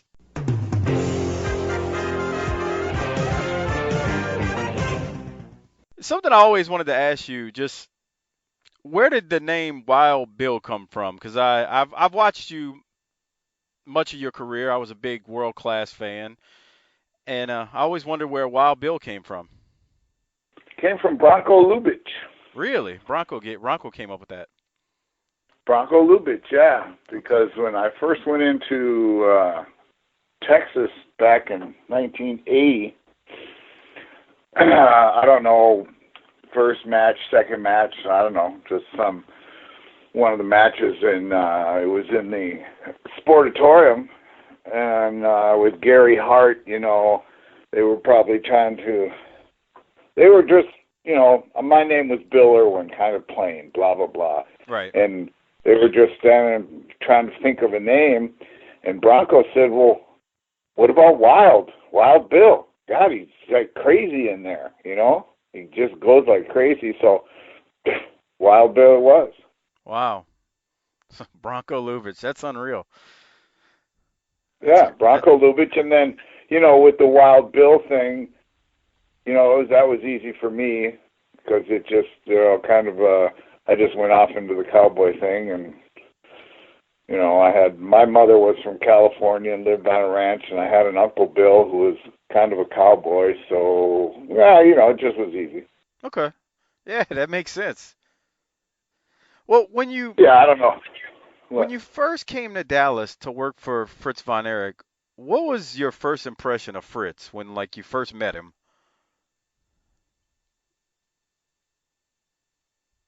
Well, I don't know. I guess he was all right. I mean, quite frankly, Fritz was an older man when I first met him. Okay. He only had 1 or 2 matches, I think, after. I think I remember him having a match against King Kong Bundy and one against Brody, maybe, if I'm remembering right, and that was it. Right, because you had were on that '82 Fritz von Erich retirement show card at the Texas Stadium, right? Yeah, and I think he worked against Bundy there. Right. And I don't know, maybe I just remember him and Brody arguing about something, but yeah, he did not wrestle, and so he was at the end of his time, and I was a young kid coming in, but I was a little bit older than his kids, younger than. Oh God, I was pretty much the same, a little bit older than David. Okay. So David and I got along good, and I got along with all of his sons, so he was relatively always nice to me, Yeah. I mean, I told this story before. What did he do? He paid for a root canal or no? A cavity. That's what it was. I went in there one day. It was way back when, and I went in, and Mrs. White was his secretary, or a guardian of the gate, as I used to call her, because when you went there, you'd go there to pick up your checks. If they weren't ready, you couldn't get in, and you could never just get in to see Fritz. She was there. She had to go in and tell him if someone's here or anything like that. And she was the lady that passed out the checks. And I was checking with her on when your check was going to be ready. And she goes, well, what's the problem? I says, well, I got to go to the dentist. I need to check, And Fritz, I don't know if he heard it from the other room or quite what it was, but he says, what's the matter? He says, I says, I've got a cavity or something I got to go get handled today. And he goes, well, how much is it? And I says, well, it was like $150. He wrote me a check right there for an additional $150 to take care of the tooth. That was nice of him. So he was always nice to me. I mean, I don't know, so I can never say that he was anything but nice to me, and I don't know that he ever was really not a good promoter. I mean, there's owners and promoters across the country, and some are notoriously buttheads, and, other ones are flat-out assholes, so, but he wouldn't fall into that category as far as I'm concerned, anyway. Right.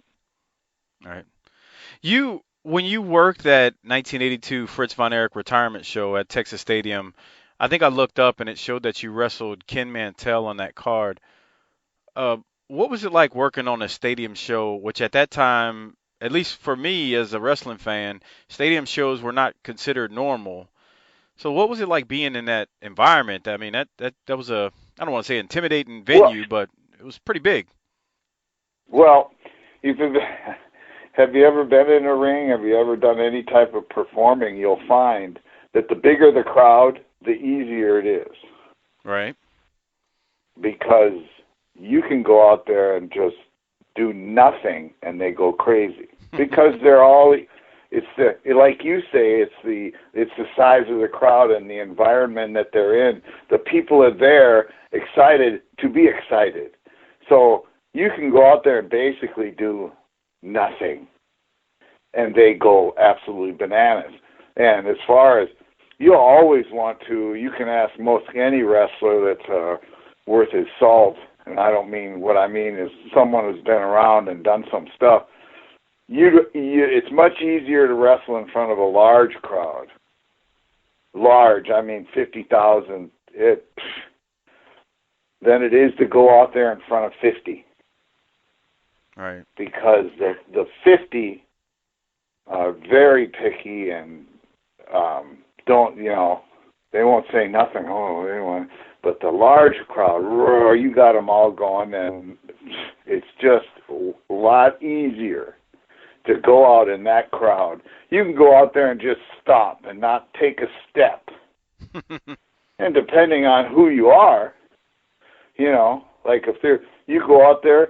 And in the old days, it was Chauncey. They'd chant Chauncey or whatever for me, right? Mm-hmm. And if I just stopped walking, I could just stop because let's see what happens. They just go absolutely berserk. But with 50 people, if you stop, they kind of look at you like, what? So, so now it's back to you, right? Yeah. But when you got 50,000 people out there and you stop, a couple of them would go like, what? But the other ones are going to go, yay, chicken or whatever, right? They start going off. So the thing is, you walk into a big sold-out stadium, it's going to be an easy night as far as getting reaction with the people and getting them, to go. I think I did hear a story from Hacksaw Jim Duggan one time. Someone asked him when he walked back after working WrestleMania 3 what it was like out there, and he said, "Well, I don't know about the up in the rafters, but the first 3 rows it looks the same as it usually does." Or something he said, something funny just about, you don't even, it's easy to work in front of it, but the crowd is huge. It's easy to work in front of them, even though you got a big crowd. You're only getting, he might have been saying you're only going to see the first 3 rows anyway. Right. I think that's what he meant. Yeah. That's all you see. The rest of it's, and I'm just, quite frankly, you'd always rather go out on a bigger show. It just makes your life that much easier. Yeah. I mean, it's just easier in a big crowd. So when you first go out there, well, of course, we thought it was great. We had the largest show. Nobody else had that show. We were bigger than New York. Yeah. At that time, there wasn't even WrestleMania 1. Yep. We had the biggest show in the United States, period. Let me ask you, piggybacking on that, on the triumph and tragedy of World Class Championship Wrestling that you appeared on in 2007, you made mention of the wrestling world would be much different today if WCCW would have went with expanding. Can you talk about maybe what you meant by that? And I'm assuming you mean like expanding, becoming a national promotion during that time. And did you want them to expand as a talent that was there, like Vince did with the WWF? Yes, the Von Erich boys wanted to go. They wanted to follow the tape, right? Right. You know what I mean by follow the tape? Well, you had the syndication. Everybody else who's listening, the tapes went out. You make a tape on Friday or Saturday night, and it'd go out of VHS. Boom! It starts the loop going to Abilene, wherever it's going, right? Right. And wherever it got broadcast out, it went up some of it. And when we were on that Channel 39, it went all across the country, right? Before Vince did. Right. And the boys wanted to follow the tape out and follow that up on the East Coast, go in up there. Because why? Because we were strong. We had good coverage up there. But the old style, the old mentality of the NWA and Fritz Von Erich and Greg Gagne, not Greg, but Vern Gagne, and the people out in Memphis and all these different places. The NWA was that you stayed in your backyard, and we have your own backyard of where your tape goes, and we have a traveling champion. And don't go off into someone else's territory, right? And that's what they did. So that's why you had all these territories around the country, from Texas to Florida to Mobile to Vern Gagne up here. You could go, all those places, Georgia, right? Right. And every one of them, that's why there was all these territories, because nobody kind of jumped the fence and, just because their tape might make it into a little town somewhere. No, that was the other guy's territory. You didn't go there. You let him have his. Right. Well, with the like Channel 17 that went nationwide and Channel 39 that went nationwide, we were nationwide before Vince was. Right? Now, Vince might have been a little bit of nationwide back in the really old days when a tape actually traveled the whole country, but they never really went out. That's back in the 50s. But so, yeah, the boys, the Von Erichs wanted to go, and all of the wrestlers would have gone, yeah, let's go. but Fritz said no. Do you think at that?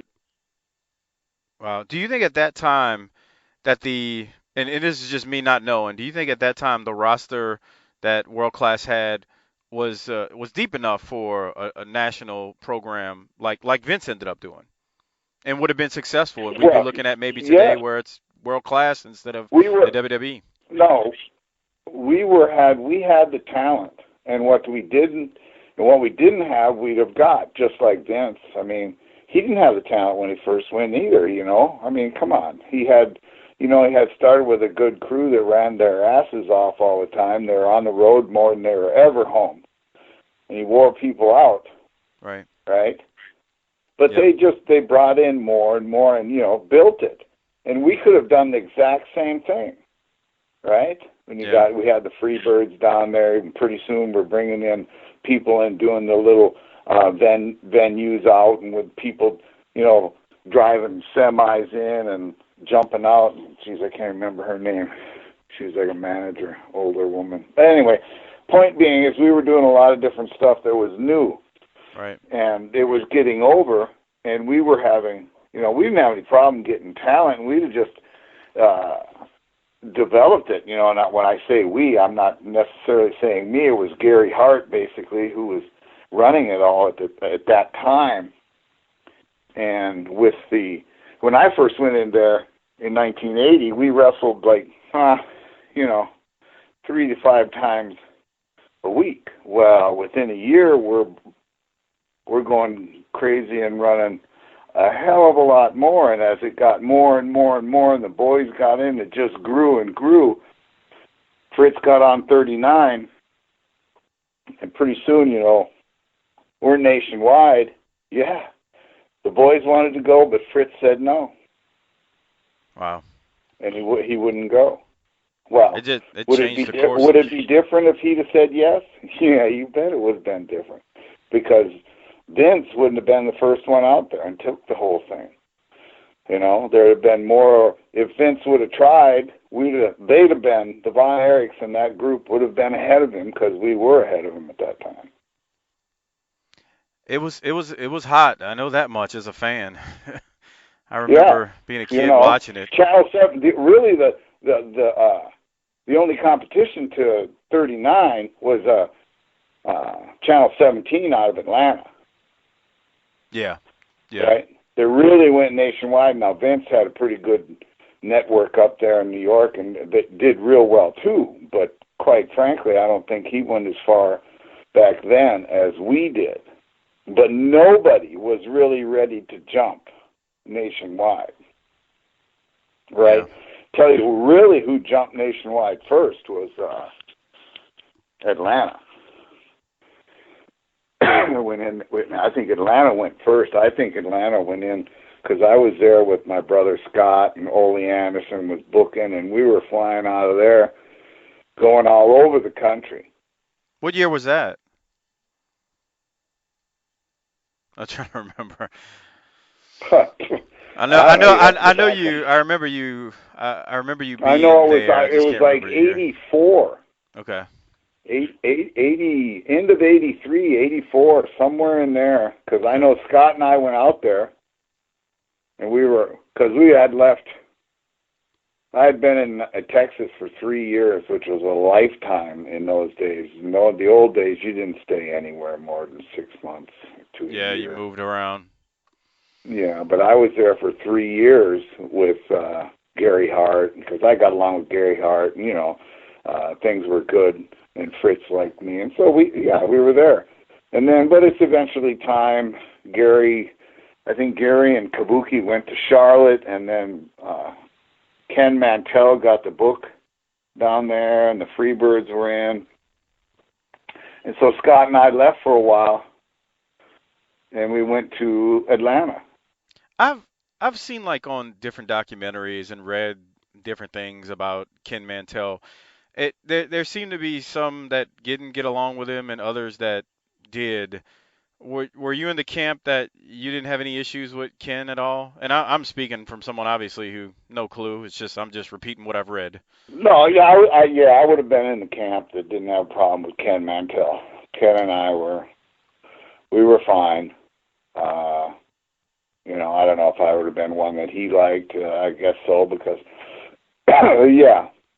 because when he started coming in, taking care, you know, he lived out in the country, and he'd invite us out to his ranch and his country living, and have barbecues and a good time out there. And you know, maybe that's when he was, you know, thinking and knowing that he was going to get the book from Fritz, and you know, and so he was, you know, grooming talent and wanted certain people and didn't want other ones. But yeah, no, I didn't have a problem with Ken Mantell at all. He was, I thought he did a really good job.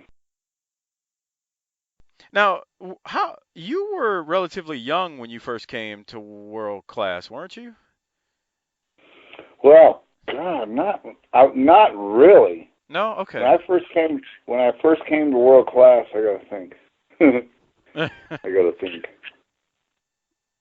I remember you being I thought you were like the Texas champ, and I just remember, I thought I read that you were, well, I say young, but the Von Erichs were younger than you as they were making their Well, the boys were a little bit younger than me, but I got to think, I didn't start wrestling till I was 22. Oh, wow, okay. And then I would have been, well, let's see, in 1980, I was born in 54, so 64, 74, 84, I would have been 30. So in 80, I'm 6? 26. I didn't realize that. You know, am I young? Shit. Well, I guess by wrestling standards, no.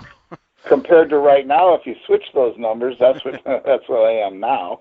So was I young? Yeah. Yeah. And what one of the people from World Class who used to scare me to death was Bruiser Brody. You have any good memories of working with Bruiser Brody? I've talked to James Beard about him on the show before, and he's had a lot of good things to say about Bruiser. But I don't know. Just curious what your thoughts are on Bruiser and working with him. Well, you know, many people didn't have anything good to say about Bruiser Brody. Again, he was great. I would consider myself a good friend with him. You know, when I first met him up in Kansas City through Brian St. John, I don't know, and that's an old name that he got out of the business years ago. But anyway, when I first went into Kansas City, got with this Brian St. John who was up there, and, you know, blah, blah, blah, and Brody come through, and he was friends with Brian, so I became friends, and, you know, Brody was great. He was young, big, you know how he is. He's kind of demonstrative, comes through, right? Yeah. Scares everybody to death. But quite frankly, he had a big heart, very nice man, would give you the shirt off his back, as far as I'm concerned. If he didn't like you, well, what you do, that's not what happened. You know what I mean? Yeah. But no, he was. I think the first time I went to Japan was, I don't know, 79, 80, something like that. Anyway, I go in and I don't know. I know absolutely nobody. I get booked by Dory Funk. And was it Dory or Terry? Either one. One of the two had called me and wanted me to go, and I went over and I go through the doors up in Tokyo there, like getting through, you know, customs, and who do I see standing there? Bruiser Brody. I go, oh God, Bruiser, how are you? Oh brother, hey, God, come on, you know. And from that moment on, the whole tour, I was with Brody, and he just took care of me, you know. And no, Brody, I would consider him. He was one of my friends. I had a good time with him, and I got nothing bad to say about Bruiser Brody. He's one of those guys, Bill, that I think of, and as a wrestling fan, I just, you know, obviously I wouldn't have wanted anything to happen to him anyway, but I would have loved to have seen his career play out, you know, where he actually ended up retiring and whatnot, because he just Well, yeah. he was so good. Like just to watch him, and he was so believable, and he scared the crap out of me as a kid. I mean, he unreal. Scared everybody. Yeah. You know, he scared everybody. Scared everybody but a little old lady. I'll tell you a story. He scared everybody but a little old lady in Japan. Really? Oh, in Japan, you know, Brody was big. Mm-hmm. He was big in Japan, right? Yeah. Him and Stan Hansen. They both, I don't know, they came in together, you know, then they kind of got separated. I don't know. You know Stan Hansen? Yeah, of course. Anyway, and they both ended up kind of over in Japan. But Brody, I'm with Brody. Mm-hmm. And this is later in my career, and Brody's coming through, and you know how he is. I don't know if you know how he is or not, but if you're coming through the airport with Brody, get behind him, get your shit, and we're going, because you got Joe the referee's leading the way, and Brody's plowing right behind him, and people are scattering. If they don't get out of the way, they're going to get bumped into, right? Mm-hmm. And so here we come through, right? And then when you get to the building, and people just kind of parted and got out of the way because they see him coming. We go to the building, and I don't know where it's at, but we're going to the ring because Brody and I tagged a bunch because Brody and I used to do squats together. I don't know. You know what squats are? Free squats. Yes. And Brody, and just like I used to, we could do 500 every other day within 15 minutes, straight through. Wasn't a big thing. So we'd do squats before matches. It wasn't just a warm up. Anyway, we're going to the ring. He's swinging his chains, and I'm cracking the whip. I'm right behind him, and he's parting the sea. He didn't go to the aisle and go down the aisle to the ring. Right. Because the people sat on the floor. There weren't no chairs. He just went woof, right through the crowd, right out the door, and he'd go right to the ring, right? Mm-hmm. And people are parting like the sea, parting, getting out of his way, scattering, everything going all over the place, and there's one little old woman. She can't get up. She cannot move fast enough to get out of the way. And here comes Brody coming right at her. And she's sitting there looking at him as he comes to her. He comes right to her, and he sidestepped her, boom, boom, went right around her. Didn't mess a hair on her head. And went right past her and right onto the ring, and I went right past her too and went right on into the ring. And we talked about it later. He says, "Oh, no, you could never touch that. If I'd have touched that, that ruins stuff. That ruins it, you know what I mean?" Yeah. He had respect for things like that. No, he would not do that. And so that shows you part of his heart where he'd have kicked somebody's ass if they'd have touched that old woman. Yeah. You know what I mean? Yeah. So she couldn't move. She wasn't going to move. And he came right to her and just went right past her and let it go. And it was like, whoa, I thought the lady was going to get stomped or something. But nope. Right past her and right to the ring. It was like, well, there's a very fine line in wrestling between heat of when they really hate you or when they're disgusted with you. If they're disgusted with you, you draw nothing. Nothing. Yeah. Forget it.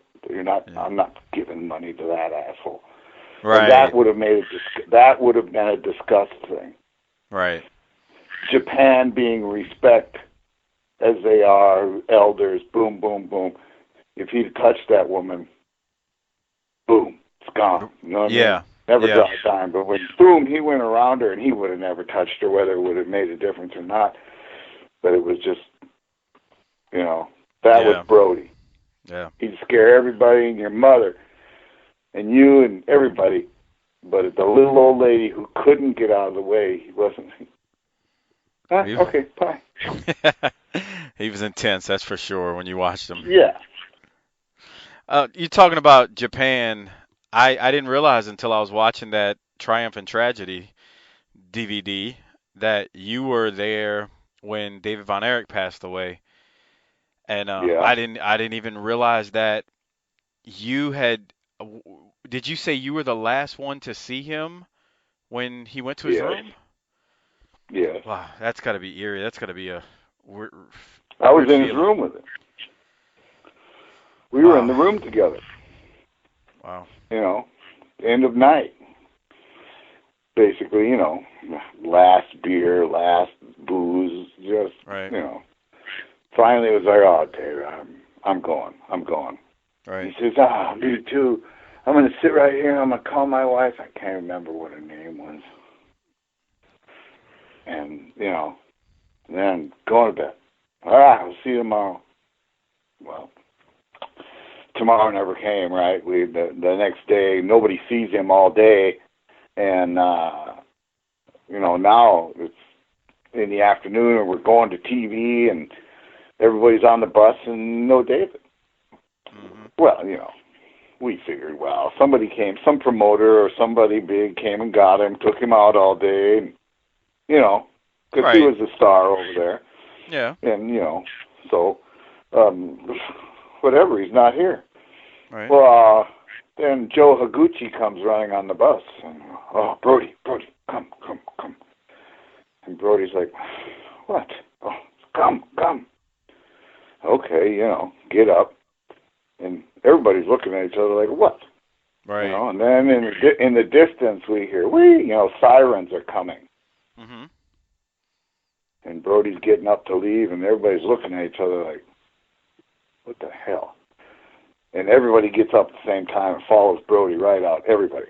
All the Americans off the bus, in the door, upstairs, to the second floor, corner room, and Joe Higuchi goes in, right? Well, of course, the hotel guy opens the door. Joe Higuchi goes in. Brody goes in. I go in. I think Scott, my brother's behind me. Everybody. And the hotel was a corner room. So when you went in the door, you had a little hallway that went down, and when you turned, a little closet would have been right on your right, and a little bathroom behind the head of the bed, but the bed kind of sat right there, right? And when we went around the corner, and I looked at him, he was laying in the exact spot I left him sitting there last night. Wow. He would have been standing and looking at the foot of the bed. He's on the right side, his feet just in the middle of the bed, his butt's on the side, his feet hanging off and his head laid back.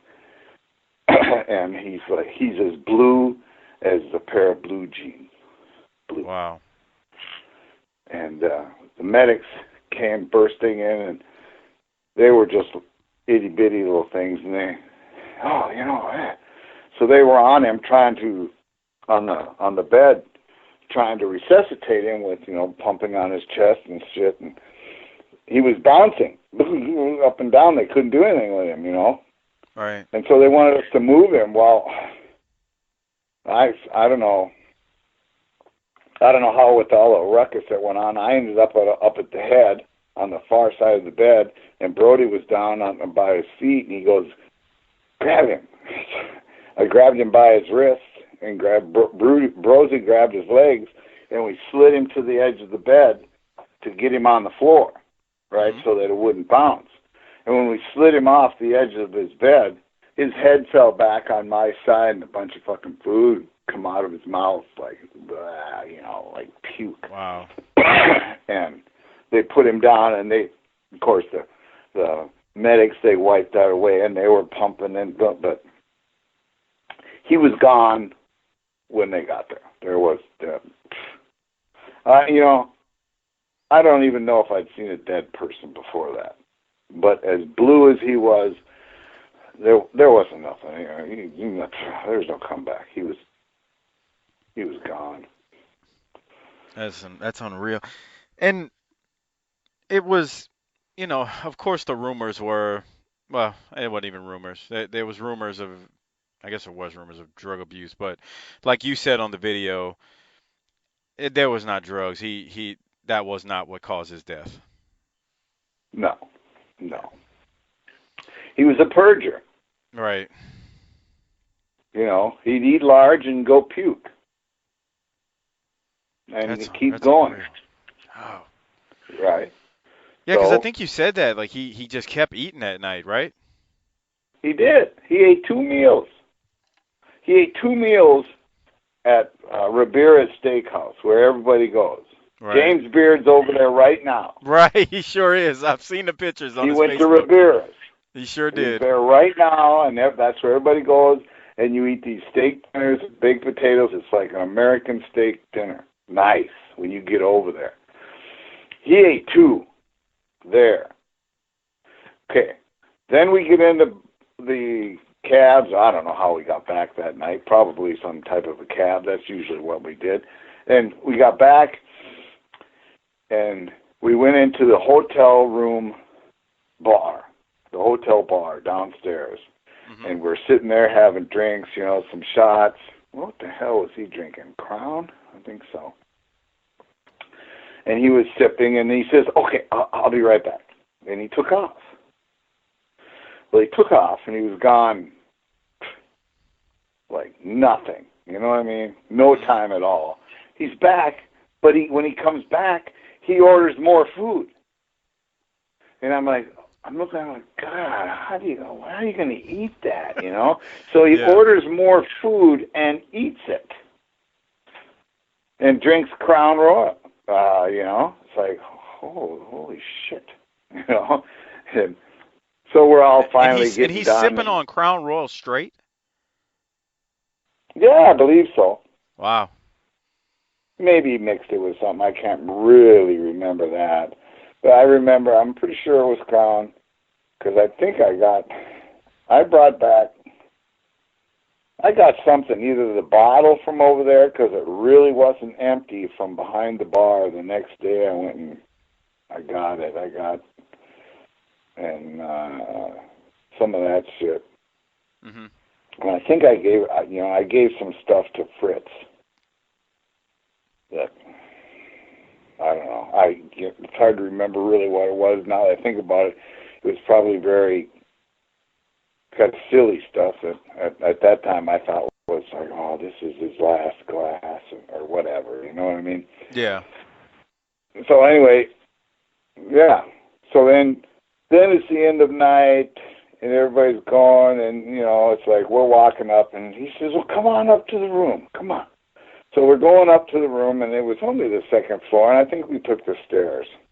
Because as we get up onto the second floor, you know, he's tall, right? What was he? I don't really know. What was he, 6'5", 6'6", a little bit taller than me. Yeah. But he comes around the corner, and he goes over and he runs his head into this little sign that's got something like, you know, vending or whatever, but it's a little sign hanging out and it's on a little chain. He runs over and he runs his head into it, and it's swinging, and he's laughing, and, you know, we're having some fun. Right. And we go on into his room. Things are fine. Go in there, you know, sit down, gaga goo goo for a little while. It was not a long time because, quite frankly, it was, you know, it's been a long day. Because we had just flown in, just landed. You go to the press conference stuff. You go out to eat. You come back to the hotel. You go have drinks, and then you come upstairs and gaga goo goo. And it's like, okay, David, I'm gone. Right. Goodbye. It's time to hit the sack. It's done. Yeah. Good night. And that was it. So. Wow. Yeah.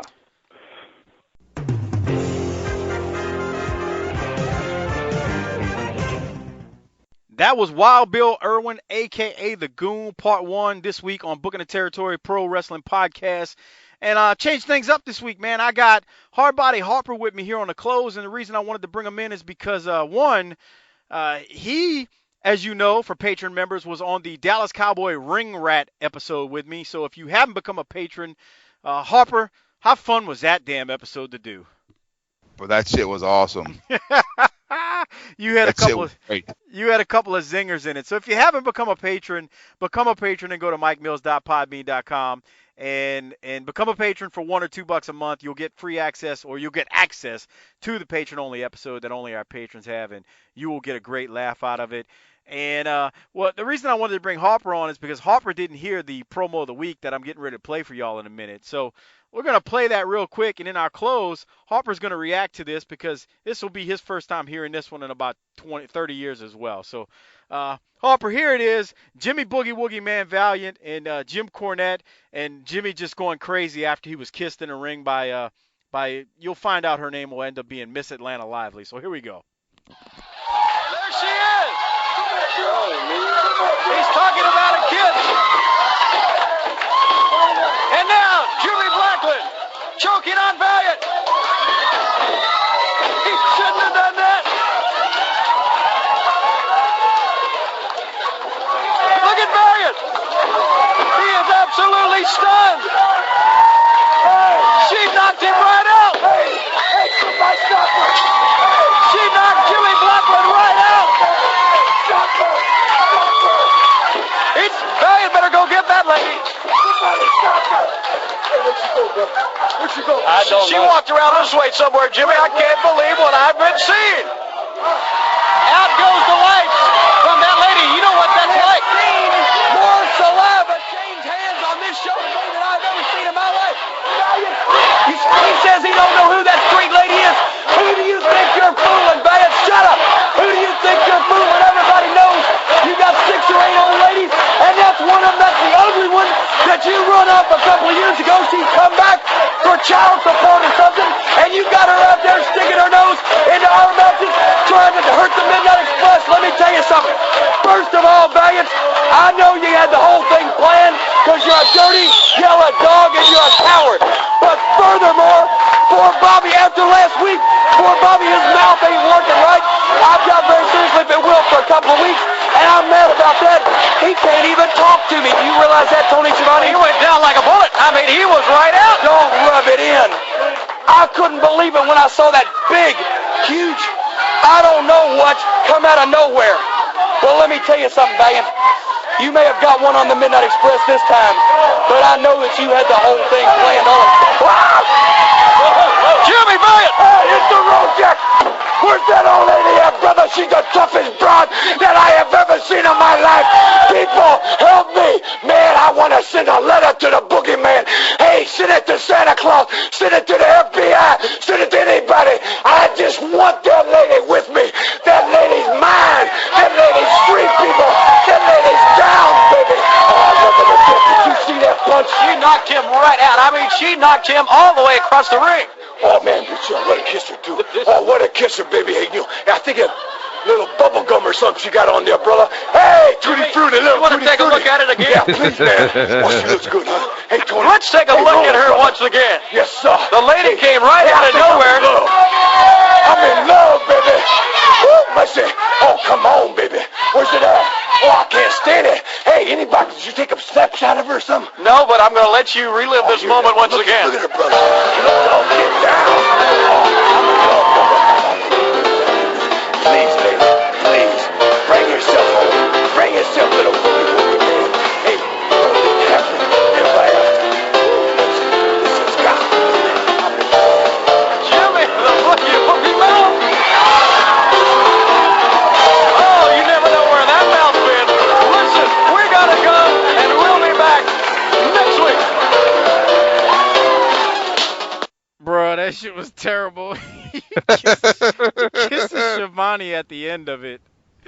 Oh, I gotta Jesus. watch that shit. Bruh, yeah, I know you didn't get to watch the whole thing, but you'll see it. It's hilarious. He kisses Schiavone at the end. Jimmy Boogie Woogie Man Valiant is insane and crazy, man, in this thing. So, hey, I brought Harper in. We did the close this week, changed it up a little bit, but like Harper said, go become a patron member. MikeMills.podme.com. You'll get access to the patron-only episodes, and hopefully you enjoyed week 1 of our WCW NWA Saturday night from November the 2nd of 1985. Was a damn good week. Harper, did you enjoy it as much as I think you did?